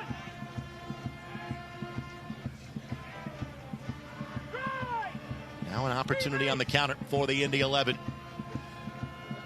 Rendon. Even Bruno electing just to hold things up a little bit here. Turn to CBS Sports Network on Wednesday, June 10th for USL Eastern Conference Championship clash under the lights at Al Lang Stadium. A couple of heavyweights get together here. The Tampa Bay Rowdies playing host to the Charleston Battery. That's at 7 o'clock a week from this Wednesday on the CBS Sports Network. And again, folks, we will play through the World Cup. You will have a chance to watch USL Championship soccer. O'Brien is off by 1.5 miles. Yeah, that was pretty clear. He knew it too, but he wanted to finish it anyway just to see if he could. No smoke was released. Even the BYB at the other end knew he was off on that play. They could see it 80 yards away. Nice idea, though. Nice combination play with Lindley. There's Blake. Yeah, he's clearly off, but those are the kind of things that, Rhode Island did a great job of pressing up and pushing him offside. When in Canada they are kind of testing the daylight rule, so to speak, on the offside call. There's got to be clear space. Yep. Well, sunset and sunrise happened in the space that time that he was off on that play. Mohamed Omar will come in for the Indy 11. First time we will see him here in a home match. Maybe the next substitution. Fusan's ball, and that was looking for J.J. Williams. Again, Paco Craig gets there just in the nick of time. Back post Bacharach. And Eric Dick watches it go up and over the ball. This is what Rhode Island needs to be doing. Get that ball out, serve it in, look for those 50-50s, one-touch redirects, and they're doing that right now. They're pressing Indy 11. Indy 11 Soccer is sponsored by Hyatt Place. Experience comfort in downtown Indianapolis.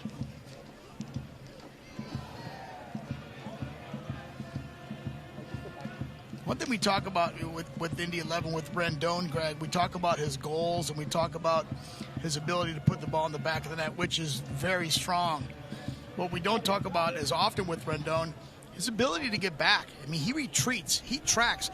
Many times in this game, he's in the defensive third, helping out the backs and then getting in transition back up top. So he's a two-way player. I mean, he's not just, Williams is a one-way player. He's sitting up top, back to the goal, target guy, and he's dangerous. But Rendon is more of a complete player. You see him getting up, you see him getting down, in the back, up front. So he's really, really versatile and contributes so much more to the game than just scoring goals. Obviously, we stop for head-to-head contact here. That's not a foul. That's a safety issue to bring both trainers out. Rhode Island player in Holstead popped up a bit more quickly. Obviously, the Indy 11 player is still down. And that would be Paco Craig that took the worst of the collision. Yeah, you hate to see that anytime. Anytime you see head-to-head, any type of collision with the head, those are always really, really sensitive moments. Paco has been one of the Iron Men this year for the Indy 11. As Frankham says, he's fine. Eric Dick is in that group. Paco has started every match.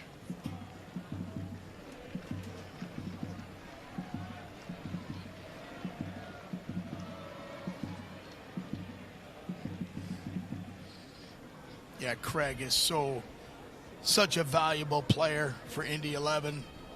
Steadfast, just consistent, hardworking, anticipates the play well, reads the play well.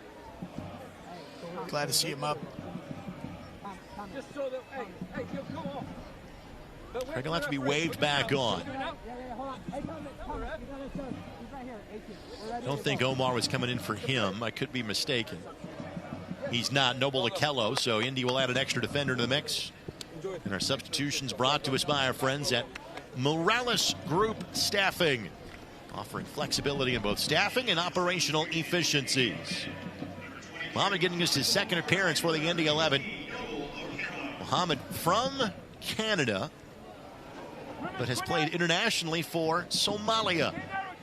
He played his collegiate soccer here in the state at Notre Dame.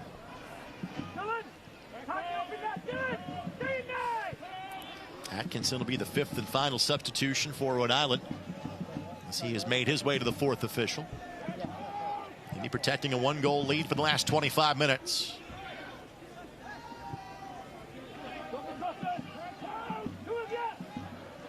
Fuson. Nice ball. Gets this one across.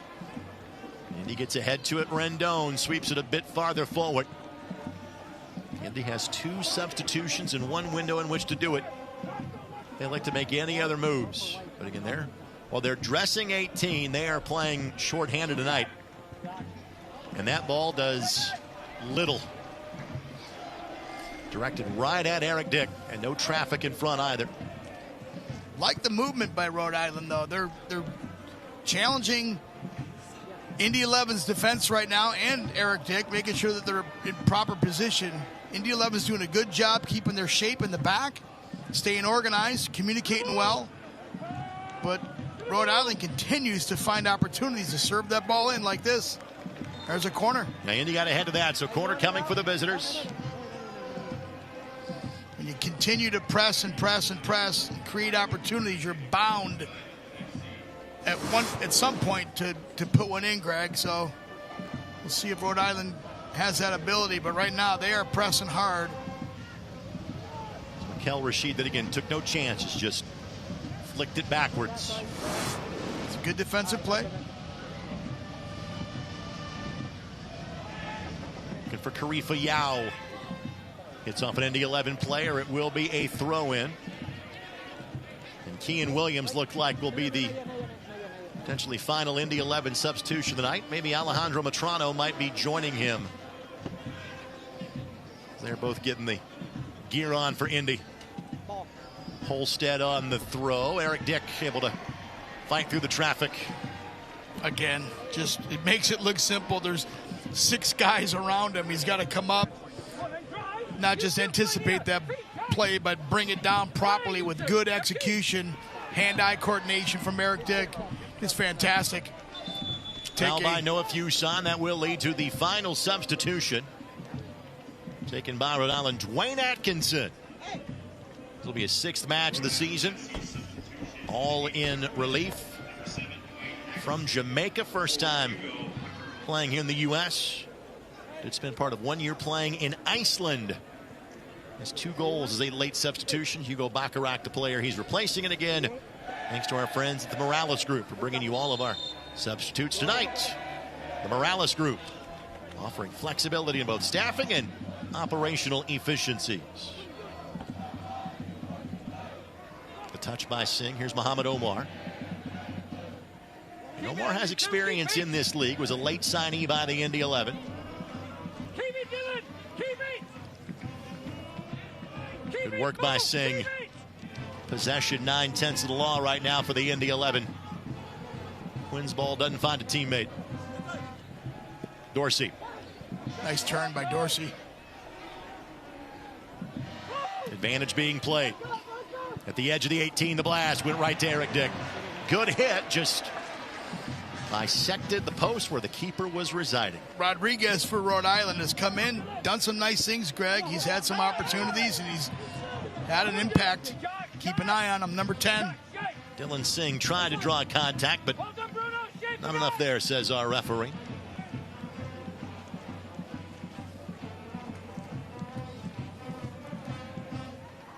And Thomas Snyder, our center tonight.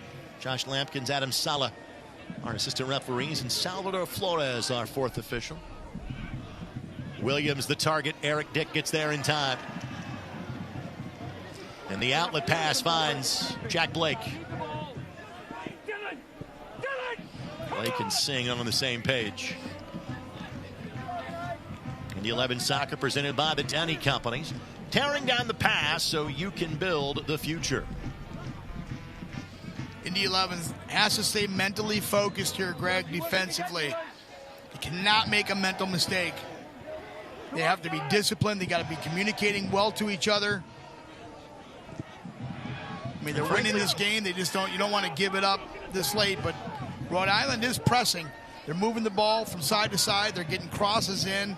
Indy 11 just has to make sure that they don't make any mental mistakes and keep their discipline and keep their shape and back and win those 50-50s. And you've got a group that hasn't played maybe all that much together back there because it's been Herbert and Craig for the last 7 games where those guys have not come out of the lineup. Right, and now you had Rashid starting, and now you got Barry in there and mixing it up a little bit. So, yeah, it's challenging when they're all capable, but the chemistry has changed when you mix it up like that. Coach McCauley is confident that those guys are capable of doing it, but you're right. This has been a new group of guys that they're not normally used to, and especially Eric Dick has to then, be very, very communicative to those guys in front, because as a goalkeeper, you recognize that this is something different and you have to manage that. So your goalkeeper is not just a goalkeeper, he's also coaching out there and trying to keep them organized. So far, they've been able to do it. They've done a really good job. Josh O'Brien took a tumble. Just enough to draw the trainer, which means Josh will have to go to the sideline for a brief moment.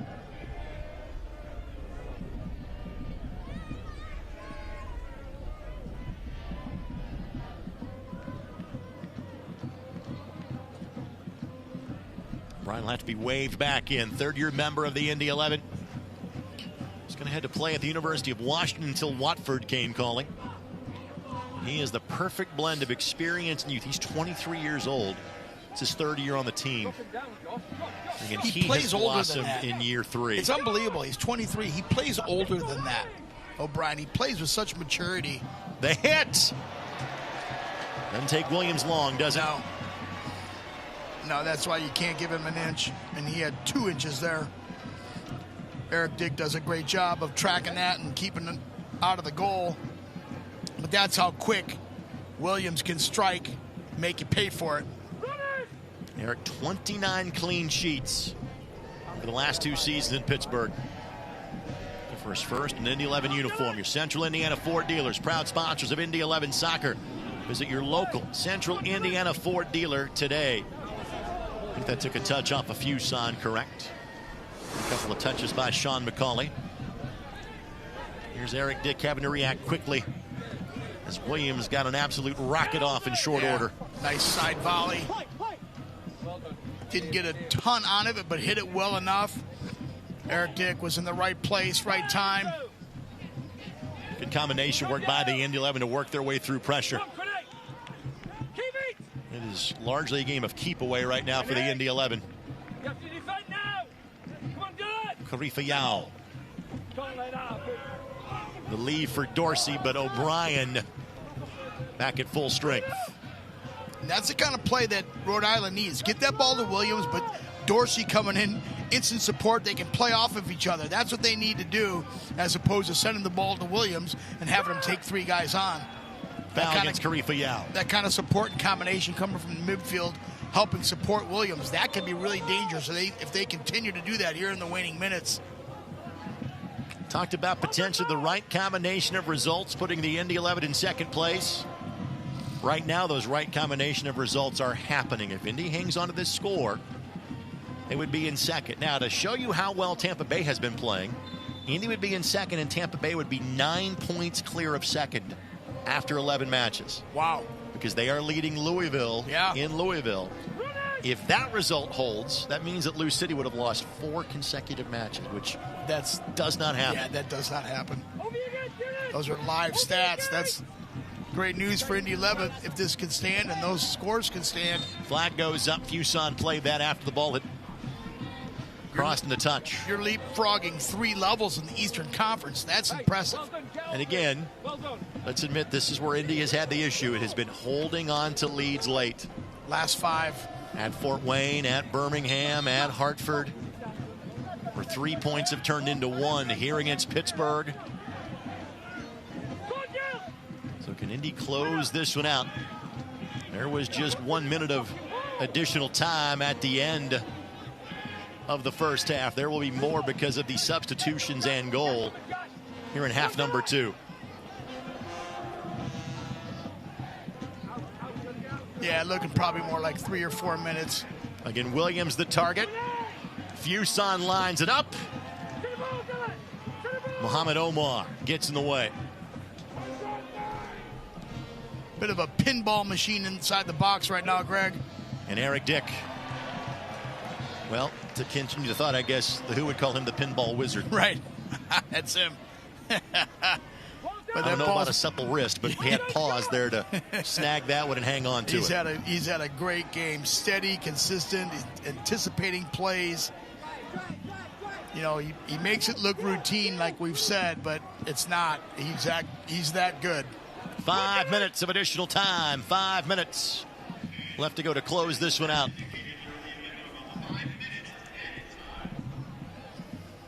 You're going to see Rhode Island here really try to step up the pressure. Quinn again takes no chances. Puts that one across the byline. Corner coming, and obviously everybody thrown forward here now for Rhode Island. Yeah, they have to go forward. Toronto and Williams on standby if needed for the Indy 11. If not into the match just yet. And as Quizera will bend this ball in. And that goes up and over the BYB. That left the park. Had he hit that ball on its way up, so he hits it high. Just let that ball drop. It's easier said than done. Don't get me wrong, but let that ball drop a little bit. Keep that toe down. Drive it home. That could have been a deadly shot. This has become a one-sided match since Indy got the only tally in it in the 55th minute. 18 total shots now for Rhode Island. Shots on target, that number becomes 6 for the visitors. Just 2 for Indy. So a 6-save performance for Eric Dick. Rendon earns the throw. Matrano and Williams now have made their way to Salvador Flores in the 4th official. Good stuff by Coach McCauley here. I mean, he's getting fresh legs in. He knows the history of this team and giving up late goals. He wants to keep fresh legs in there, not give up any, mental mistakes or physical mistakes. So throwing some fresh legs in, even though it's this late in the game, it's a good move.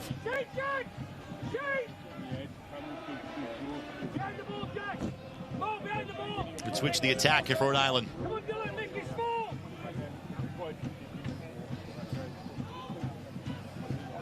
Said the whole second half is, other than the goal Indy 11 scored, the second half is pretty dominated by Rhode Island. Indy 11 hasn't really created much. They don't need to, but they just have to keep them out of their own goal. But Rhode Island has done a nice job just trying to find that opportunity. And that'll be a foul against Rhode Island as Singh took a tumble. And that should bring on the final 2 subs of the match. Again, our friends at Morales Staffing have gotten their money's worth here in half number 2. Thanks to our friends at the Morales Group, offering flexibility in both staffing and operational efficiencies. Jack Blake is done. Kean Williams will come in. His first year playing in the States, played in Canada. Did the Englishman the last couple of years. Alejandro Matrano, who made the move from Miami, replacing Bruno Rendon, who goes the short way. Bruno may go straight to the boot room at this point. Bruno's 8th goal of the season in all competitions. 6 in USL Championship play. What a beautiful goal that was today, too. Wow. What an absolutely beautiful goal. Against the grain, far post, one touch. That is as pretty as the Indy 11 have had this season. Yeah, it was beautiful. Chiz's volley in Birmingham probably is goal number one from a skill standpoint. Rendon's be right up there. Dorsey goes down, and again, not enough in it. Actually looked like a foul on Dorsey from our vantage point, so good no call by the referee. This is a time where players will embellish a foul just to try to get a call. Referee's got to be on it, be sharp, be in right position to be able to see it, because players will do whatever they can to try to get an advantage. Because of the sub, this will go beyond 5 minutes. Does take a turn off of Aiden Quinn. Everything going quickly here for Rhode Island. Probably looking at about 60 seconds left to go in this one. Indy looking for an 8th win in their last 9 league matches here, and their 5th win of the season. And Eric Dick will come out and squelch that. What a great game Eric Dick has had. He hasn't had to come up with a great save. It sounds like a broken record, but he comes up with the routines, anticipates the play. His decision-making is fantastic. Indy looking for a 5th league win, all in this building. Trying to get their 14th, 15th, and 16th points of the year at home. One final flick. Matrano keeps that in play, finds Lindley. Quinn blasted away. Now we start to look at the center for a potential final whistle. Not coming just yet. Just win the 50-50s at this point now for Indy 11. There we go. And that's that. All right. The Indy 11 have worked their way to 2nd place in the Eastern Conference. Eric Dick has his first clean sheet as the netminder of the Indy 11. And Bruno Rendon just can't stop scoring. His 8th goal in all competitions is all but this one had in it tonight. On a night where Aiden Quinn gets his 64th career assist, plays in his 300th match in USL Championship play. It all adds up for a home victory for the Indy 11 by 1-0. Handshakes are shared. The points are not. These two again will share the field against one another on September 30th in Rhode Island. Stay tuned. We will have the Desnuda Organic Tequila postgame show coming up in a matter of moments. We'll hear from Aiden Quinn. We'll hear from Bruno Rendon. And we'll hear from the head coach of the Indy 11 in Sean McCauley. All of that and more comes your way next as you're watching Indy 11 Soccer on MyIndy TV and ESPN+.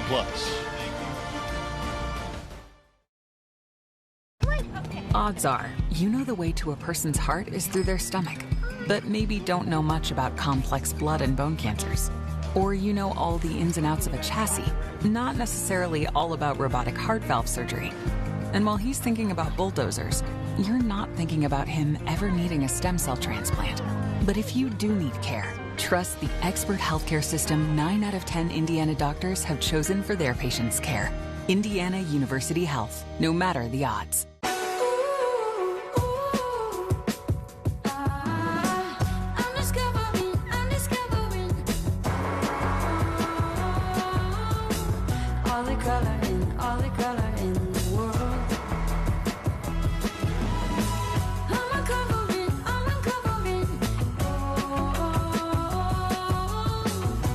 Bring color to life with the very best paint, only at your Sherwin-Williams store.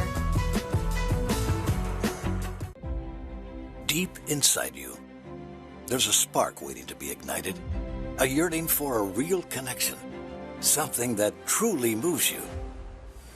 Find experiences that stir your soul in our new Kentucky home, where amazing nature and authentic bluegrass inspire you, where world-renowned bourbon and horses wow you. Kentucky, find what moves you.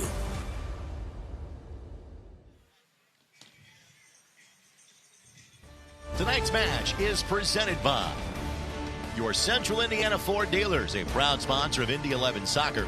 Visit your local Central Indiana Ford dealer today. And by IU Health. Indiana University Health is proud to be the official health care and sports medicine provider of the Indy 11, supporting athletes in our community with expert orthopedic and sports injury care close to home. The joy of Indianapolis this time of year. It's 9 o'clock at night, and it's not exactly dark outside yet. Things a bit brighter right now for the Indy 11. They have become one of the best home teams in the league. They have pulled 16 points from matches at Carroll Stadium so far this season, including 3 points tonight. A 1-0 victory against Rhode Island. Time now for our Legion securing the win moment, and safe to say, in a match that had one goal, said goal was said moment, and what a moment it was, combining the skill of Aiden Quinn and Bruno Rendon. Brilliant touch by Rendon. Beautiful ball by Quinn. Rendon pulls back. I mean, you're talking about you're playing the ball backwards across the grain, side panel, far post. That is an incredible goal by Rendon. Again, we started the broadcast with record watch for Aiden Quinn, who now has played in 300 career games and now has played in 25,000 career minutes. He is now 2 assists shy of Canardo Forbes to become the leader in the history of the Indy, not just Indy 11, of the USL Championship in terms of assists. And Bruno Rendon is starting to get in some territory where we can start talking about maybe chasing some scoring records in a single season. It's early, but folks, he's had 8 goals in 3 months so far this year. Yeah, it's incredible. His production has been incredible. We'll talk to Bruno, we'll talk to Aiden, we'll talk to Sean McCauley, and we'll keep talking about this with the Indy 11 up to second place in the Eastern Conference. They beat Rhode Island 1-0 this evening. Post-game coverage continues next on My Indy TV. This copyrighted telecast of the United Soccer League cannot be retransmitted, rebroadcast, or reproduced without the express written consent of the United Soccer League. Indiana is built on community, pride, and coming together. And on match day, that spirit lives at the heart of Indy 11. And cuts it back, headed home. It is time to cue the smoke in Indianapolis for the first time this year. Families, friends, lifelong fans, and first-time supporters alike. It's more than a match. It's a place where Indiana gathers to cheer, celebrate, and belong. Experience the energy at the mic. Get your tickets today at Indy11.com. Droplight is a venture studio. We don't sit on the sidelines. We build inside the brand. From stadiums to festivals to the fastest tracks in the world. We turn brands into something people feel. Turning ideas into traction, partnerships into pressure, and momentum you can't ignore. This is Ignition. This is Droplight. Fuel for brave brands.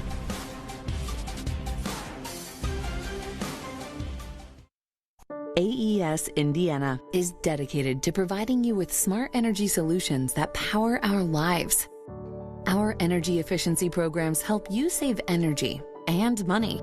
From rebates on lighting and smart thermostats to appliance pickup and recycling, you can take advantage of cleaner, more cost-effective energy solutions right here, right now. IPL is now AES Indiana. We are accelerating the future of energy together.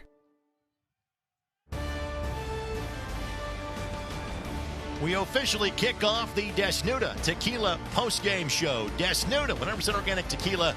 How real tequila tastes. For the Indy 11, it tastes like victory. 1-0 against Rhode Island. Head coach Sean McCauley joins us now. As I told you in the break, this winning thing is kind of fun. You have now pulled 16 points in 6 matches in the league in this building this year. Everybody talks about turning the home field into a fortress. How have you done exactly that so far this year?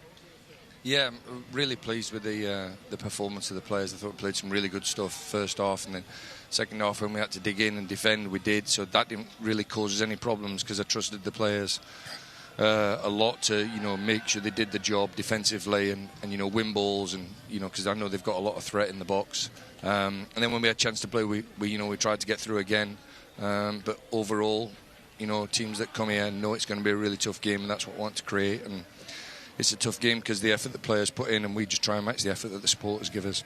It takes a lot of skill to match the quality of Aiden Quinn. I think Bruno Rendon's finish matched the assist. Just your thoughts about the play that netted the only goal of the match. Yeah, we worked on set plays yesterday in order to try and free up Mikel, and I just felt at half-time we were a little bit static and just, allowing for one runner, the ball to be delivered to one runner. And we changed it at half-time and sort of put people in different positions. But it makes no difference where you run. If you don't have the desire to get on the end of it and the ball's not of the quality that gives you a chance to score, then you've got no chance of scoring. And fortunately for us, the quality that Quinny can put in, and Jack and Cam when they're on the ball, and then Bruno's on this streak where I thought it was an excellent finish, really composed and good quality.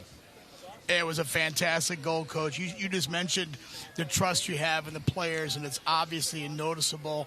Loved your selection on substitutions. You've got some new guys in there that can break up the chemistry a little bit, but boy, the depth that you guys continue to show, and like you said, the trust you have in these guys, it showed tonight. Defensively, they were strong. They won the 50-50s. They had some pressure, but talk about that a little bit. You got guys coming in off the bench and just doing the job. Yeah, I'm really pleased for everybody getting on the field. That's the first.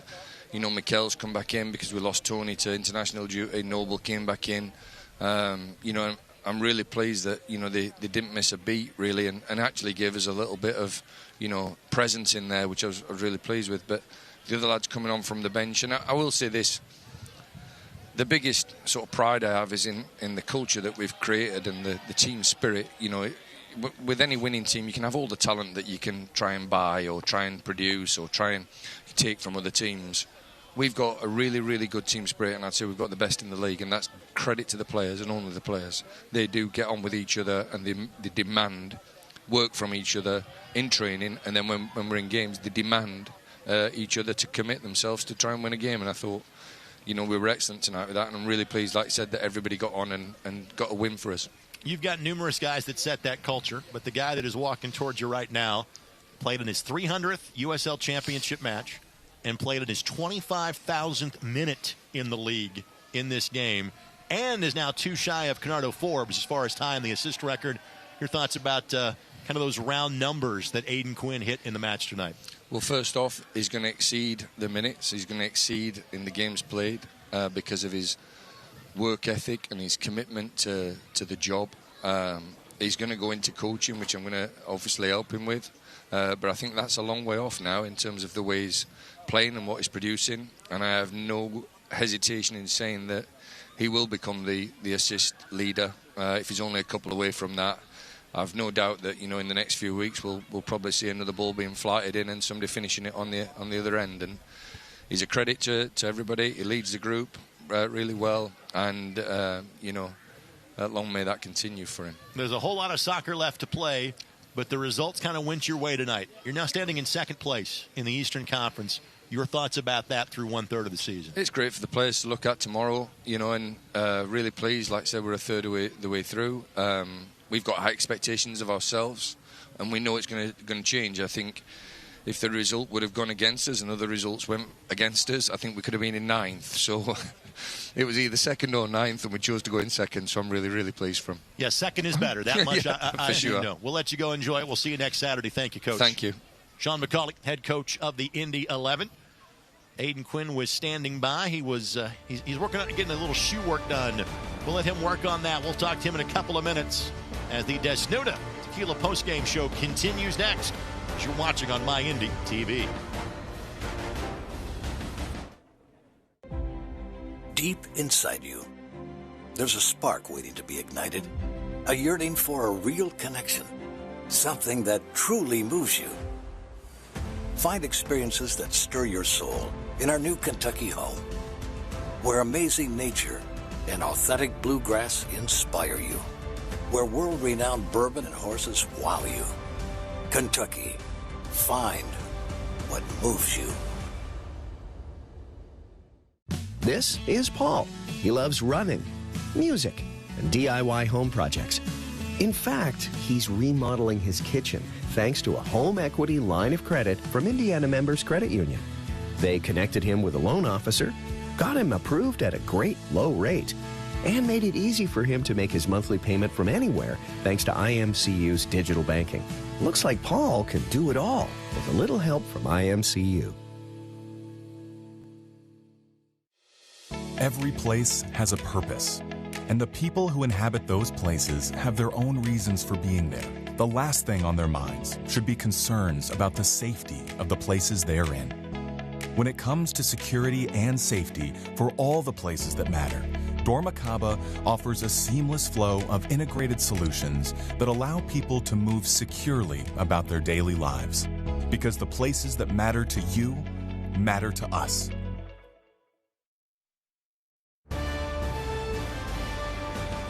The Desnuda Tequila postgame show continues on here on My Indy TV and ESPN Plus. Within the postgame show, we also have our lockdown play of the game presented by our friends at Schlegg. Again, just one goal. We showed that to you in the last segment of the show. How did the Indy 11 hang on to it? Let's show you that right here. Eric Dick again gets the clean sheet tonight. It's this save of J.J. Williams, his best effort of the evening. That is our Schlegg lockdown play of the game. The guy you see kind of looking on was Aiden Quinn, and better than that, he joins us now. First of all, how's the foot feeling after today's game? You okay down there? Yeah, all good. I got a little cut last week, so they're just looking at it. It's good. All right, so I know you well enough. I know you're going to kind of poo-poo this, but playing in 300 league games and playing in 25,000 career minutes, the first guy to do that, those are kind of big deals. What do those two things mean to you? It means I've been surrounded by a lot of good people. Obviously, coaches, staff, physios, all these people that keep me healthy and then choose me and give me the confidence to go out there and play. So thankful to all of them. And then obviously my family, parents, obviously growing up, that got me here. And then my family that keeps me grounded right now. So it's good. With that, one of the things that Sean just talked about was he loves the spirit of the group. He loves the camaraderie of the group. You're one of the many veterans that kind of helped set that tone. Just your thoughts. This seems to, winning is fun for everybody, but this seems to be a group that really kind of gets along and cares about each other. Yeah, I think that's our biggest strength right now. We fight for each other. We all get along. It's good vibes to be around. Every training day is fun. So if you're looking forward to going to training, it helps. So it's a tight-knit group, and you can see it on the field, I think. I think we're getting better each week, and, obviously wins help. So that's good for us. Yeah, Aiden, we talked about it with Coach McCulley, and what showed tonight is the depth you guys have. I mean, you're one of the, obviously the veteran player on this team, but it was really nice to see the other players coming in, and you guys really didn't miss a beat. That's a testimonial to the chemistry you guys have no matter who's in. And he talked about trusting you guys in the game, and boy, that really shined tonight. Yeah, credit to the staff. They brought in good character guys. So guys that aren't in the starting 11, obviously they're disappointed, but when they get their chance, they're taking it. And that's what we need. We need that depth because obviously some guys are going to international duty, some guys get injured, and we can't miss a beat. And these guys are doing it, and it's great to see because it's hard to wait for that chance when you're on the sideline, but if you get it, you got to take it. And these guys are doing it. All right, on the corner where you had the service to Bruno, was that where you were planning on putting the ball? What did you see? And then your thoughts about the finish from your teammate. Yeah, at halftime we kind of just said, let's just put the ball in and let's see what we can do. Kind of more central, and the way Bruno's playing, just put it in the box, let Bruno go find it because that guy's on fire. He's on an absolute heater. Buddy, we'll let you get off that foot. Congratulations on the 2 milestone accomplishments. I know you're more fired about the victory. Thanks for that as well. We'll talk to you next week. Thanks, guys. Appreciate it. Aiden Quinn, team captain again, getting the job done in his 300th appearance for the Indy 11. And again, here is the graphic that we can even update for you. 300 career appearances, check. 25,000 minutes played, check. Again, he and Sean Tosh are 1 and 2 kind of flipped. Tosh is number 1 on regular season appearances. Aiden is number 1 in terms of minutes played. And during the game tonight, he got his 64th assist. Again, Canardo Forbes, who is now since retired for Pittsburgh, this is his second year out, he's sitting on 66. So that is the guy that Aiden is chasing.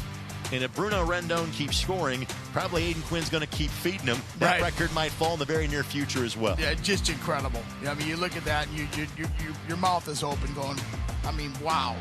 Just wow. Just incredible. And he's so humble. Aiden Quinn is a consummate professional.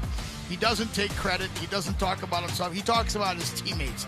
He talks about the people that help him stay healthy. Talks about his coaches. Talks about his family. All the people that helped him. Just an incredible mindset. And what a role model for young players. So Aiden Quinn had the service. Bruno Rendon has the finish. And Bruno joins us now. He's had 8 goals this season and at least 4 post-game conversations with us. That's a pretty good ratio. Buddy, congratulations on the win. How you feeling after getting another home 3 points tonight? Hey, man, how you doing? I'm feeling great. I can't complain at all. It's been a fantastic, like 4 or 5 games that I've been scoring. So, yeah, feeling great. You've got a run going. I would say a degree of difficulty, maybe with the back heel and a loss, might have been the best goal of the season until tonight. Tell me what you saw and how you bent that ball over half a wall and past Coque Vegas. What'd you see on the game's only goal? I don't even know how I scored that goal, to be honest. I'm going to be honest with you. I just told Queenie, hey, just put it in the back post and I'm going to figure it out. And I just hit it, and we got the goal. I mean, you hit it with your back to the goal, running away from the goal, Bruno, and hitting it with the inside of the foot across the grain, side panel. It's an incredible goal. Yes, I'm surprised too. So yeah, it was incredible. I talked about during the broadcast, Bruno, not just, you have a versatility that other people maybe not see. They think of you now as the goal scorer, and you're the guy to put the ball in the back of the net. But you get back. You're versatile. You're helping in the back and the defense. You're having an impact on the game that is much more than just you scoring goals, which is huge. But talk about that, and talk about your work ethic is phenomenal. And you're getting up and down the field. I see you in the defensive third, and then you're up in the offensive third. Just really fun to watch. Hey, man, it's been a fantastic season. Training with these guys on my teammates are really, really nice. Every single day, I put in the work pretty hard. So when we go to home Saturday games, just run up and down, and try to defend, try to score, and just help my team and get the 3 points. It shows, Bruno. It really does. It really shows. Well done. Obviously, you guys are wanting to win trophies and wanting to play deep in November from a playoff standpoint. I realize there's 2/3 of the season left to go. But as of tonight, you guys are in second place in the Eastern Conference. Just your thoughts about where you guys are currently in the Eastern Conference standings. Oh, it's amazing, man. It's a great feeling. I can't say anything else, to be honest. So happy to be there. We deserve it.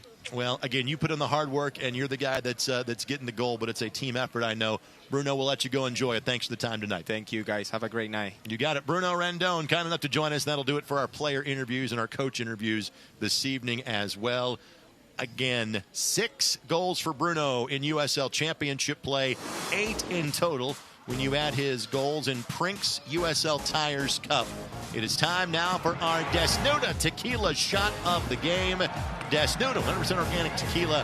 How real tequila tastes. And I love the honesty. I have no idea how that went. You know what? And that happens as a striker, but he put himself in a position, and you just put the ball on frame and see what happens. And boy, that was a beauty, absolute beauty. Last year, Elvis Amo kind of had a similar run at a similar time of the year.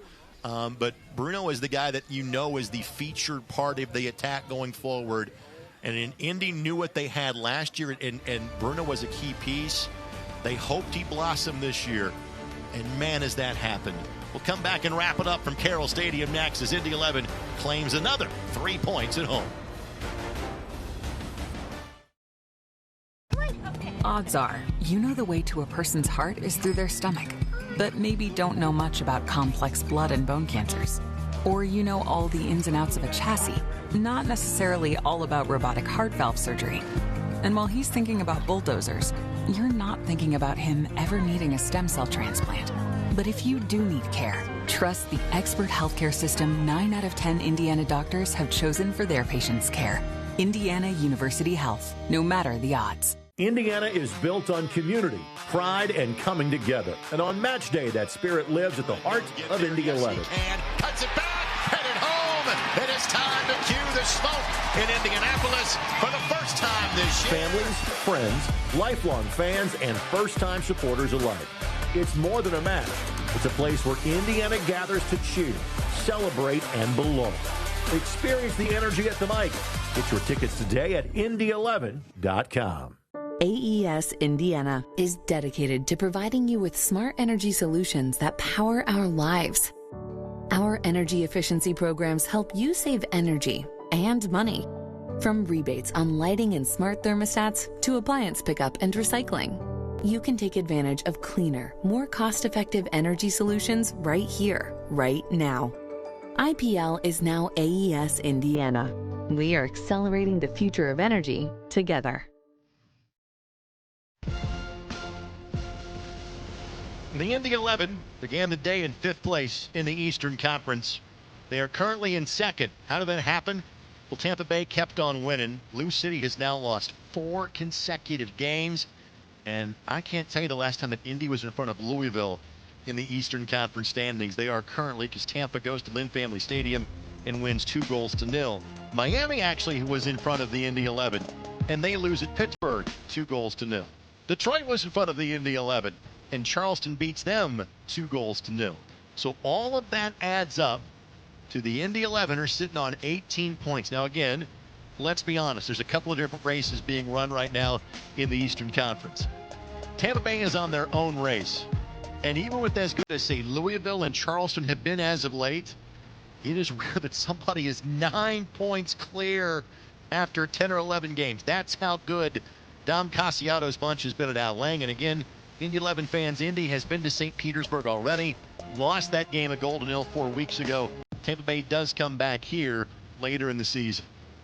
But it's been a while since we have seen Indy that far up the table at any point in time in the season. It looks really good. I'll tell you that. It looks really good.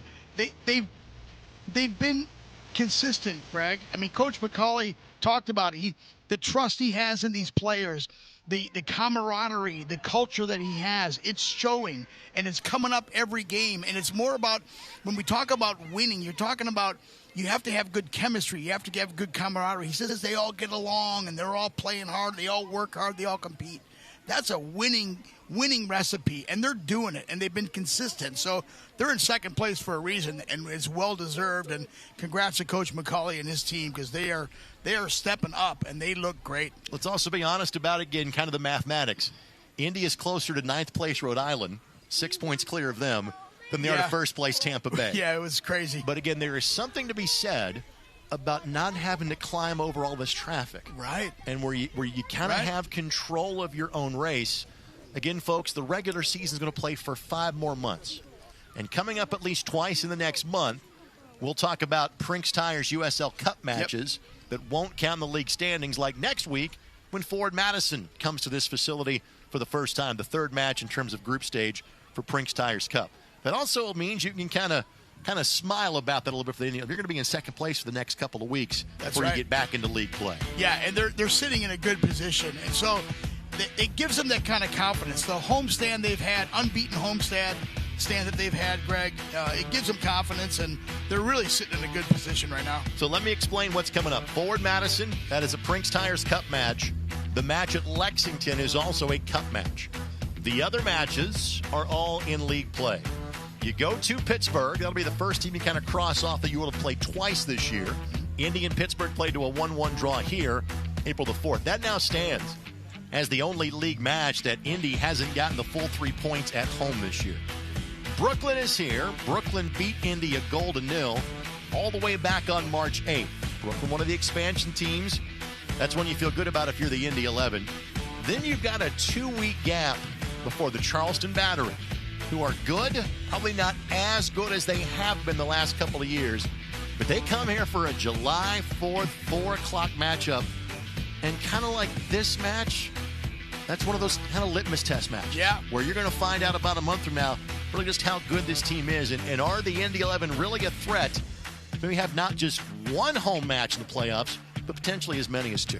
Right. And the key is now for Indy 11 is they're sitting in that second place spot, several points from Tampa Bay, but the idea is now to pull away that second place spot and create some distance between them and 3rd, 4th, 5th, 6th place. They have the opportunity to do that with this schedule coming up. And Indy is on a streak, and again, you kind of blend championship matches and Brinks Tires USL Cup matches, but it's now 4 consecutive matches in which you've walked off as the winner. And again, there's a bit of an asterisk there. They've won their last 3 USL Championship matches. Right. Only they and Tampa Bay have done that in the Eastern Conference. The other match was the Cup match that they won on penalties at Ruoff Mortgage in Fort Wayne. So for the last 4 weeks, you've been the guy that's had his hand raised. You've been the victor walking off the field. That's been the case for an entire month. That doesn't happen all that much at this level. No, it's very rare and testimonial to not just the way they're playing, but the way Coach McCauley is utilizing the entire bench. We saw subs coming in tonight that didn't miss a beat. That kind of depth just gives you that much more confidence, and that continues to build that chemistry. So, yeah, they're really looking good right now. They're in great rhythm. And again, Prince Tires Cup next week against Forward Madison. Have to win that one, or legitimately you're not going to have a chance to advance on past the group stage. Quick check of the stats after the conclusion of tonight's match. Again, the only goal belonged to the Indy 11. Possession, as you would expect, once Indy got the lead, possession swung in favor of Rhode Island. Shots really tilted in favor of Rhode Island. Frankly, Indy wasn't all that concerned with going forward after they got the goal in weren't. The 55th minute. But then they've had we talked about during the broadcast, Greg, they have a tendency to give up a goal late. They didn't do that tonight. They stayed compact. They stayed disciplined, won the 50-50s. But, yeah, you can see where it wasn't a 50-50 game at that point. Indy 11 at home next week against Forward Madison. Their next Saturday home game after that match isn't until July the 4th. We've been spoiled having a bunch of home matches here in April, in May, and into early June. You want to come see the Indy 11 in action? Next Saturday might be your best opportunity. Indy11.com, 317-685-1100 for tickets. Or simply put, kickoff is at 7 o'clock. We will find a place to put you. Dan, a pleasure, my friend. I will Always, see you bud. soon. Always. For Dan Great stuff. Capsalis and our Tupelo Honey production crew behind the scenes, this is Greg Rakestraw. Good night from Indianapolis. A fourth consecutive Saturday where the Indy 11 is the victor. And for a fifth time in 6 league matches at home this year, Indy takes all 3 points home with them. Win the assist, Rendon the goal, Indy the win. Thanks for watching Indy 11 Soccer on My Indy TV. At Indiana Members Credit Union, we're invested in more than just your finances. We're invested in your future, the future of your family, the well-being of the community you live in, and in those who dream big. Until those dreams become a reality, any bank can give you a loan or open an account. At IMCU, we care about more than just dollars and cents. We care about doing things that make sense. And investing in you makes good sense to us. In Kentucky, we're moving forward together. Our businesses are winning, and our families are thriving. Because Kentucky is a place where business is fast, but the pace of life is just right. Now, we're looking at a new Kentucky, one where good jobs and a good life are possible for everyone. Y'all interested? We don't blame you. So come explore your new Kentucky home. Don't miss out on your best summer yet. Upgrade your summer with AAA, with local savings like free Indians tickets, VIP access at Ruas Music Center, 35% off zoo tickets, 50% off Indy 11, and more. Time's running out. Don't miss out. Renew today at AAA.com and make this your best summer yet.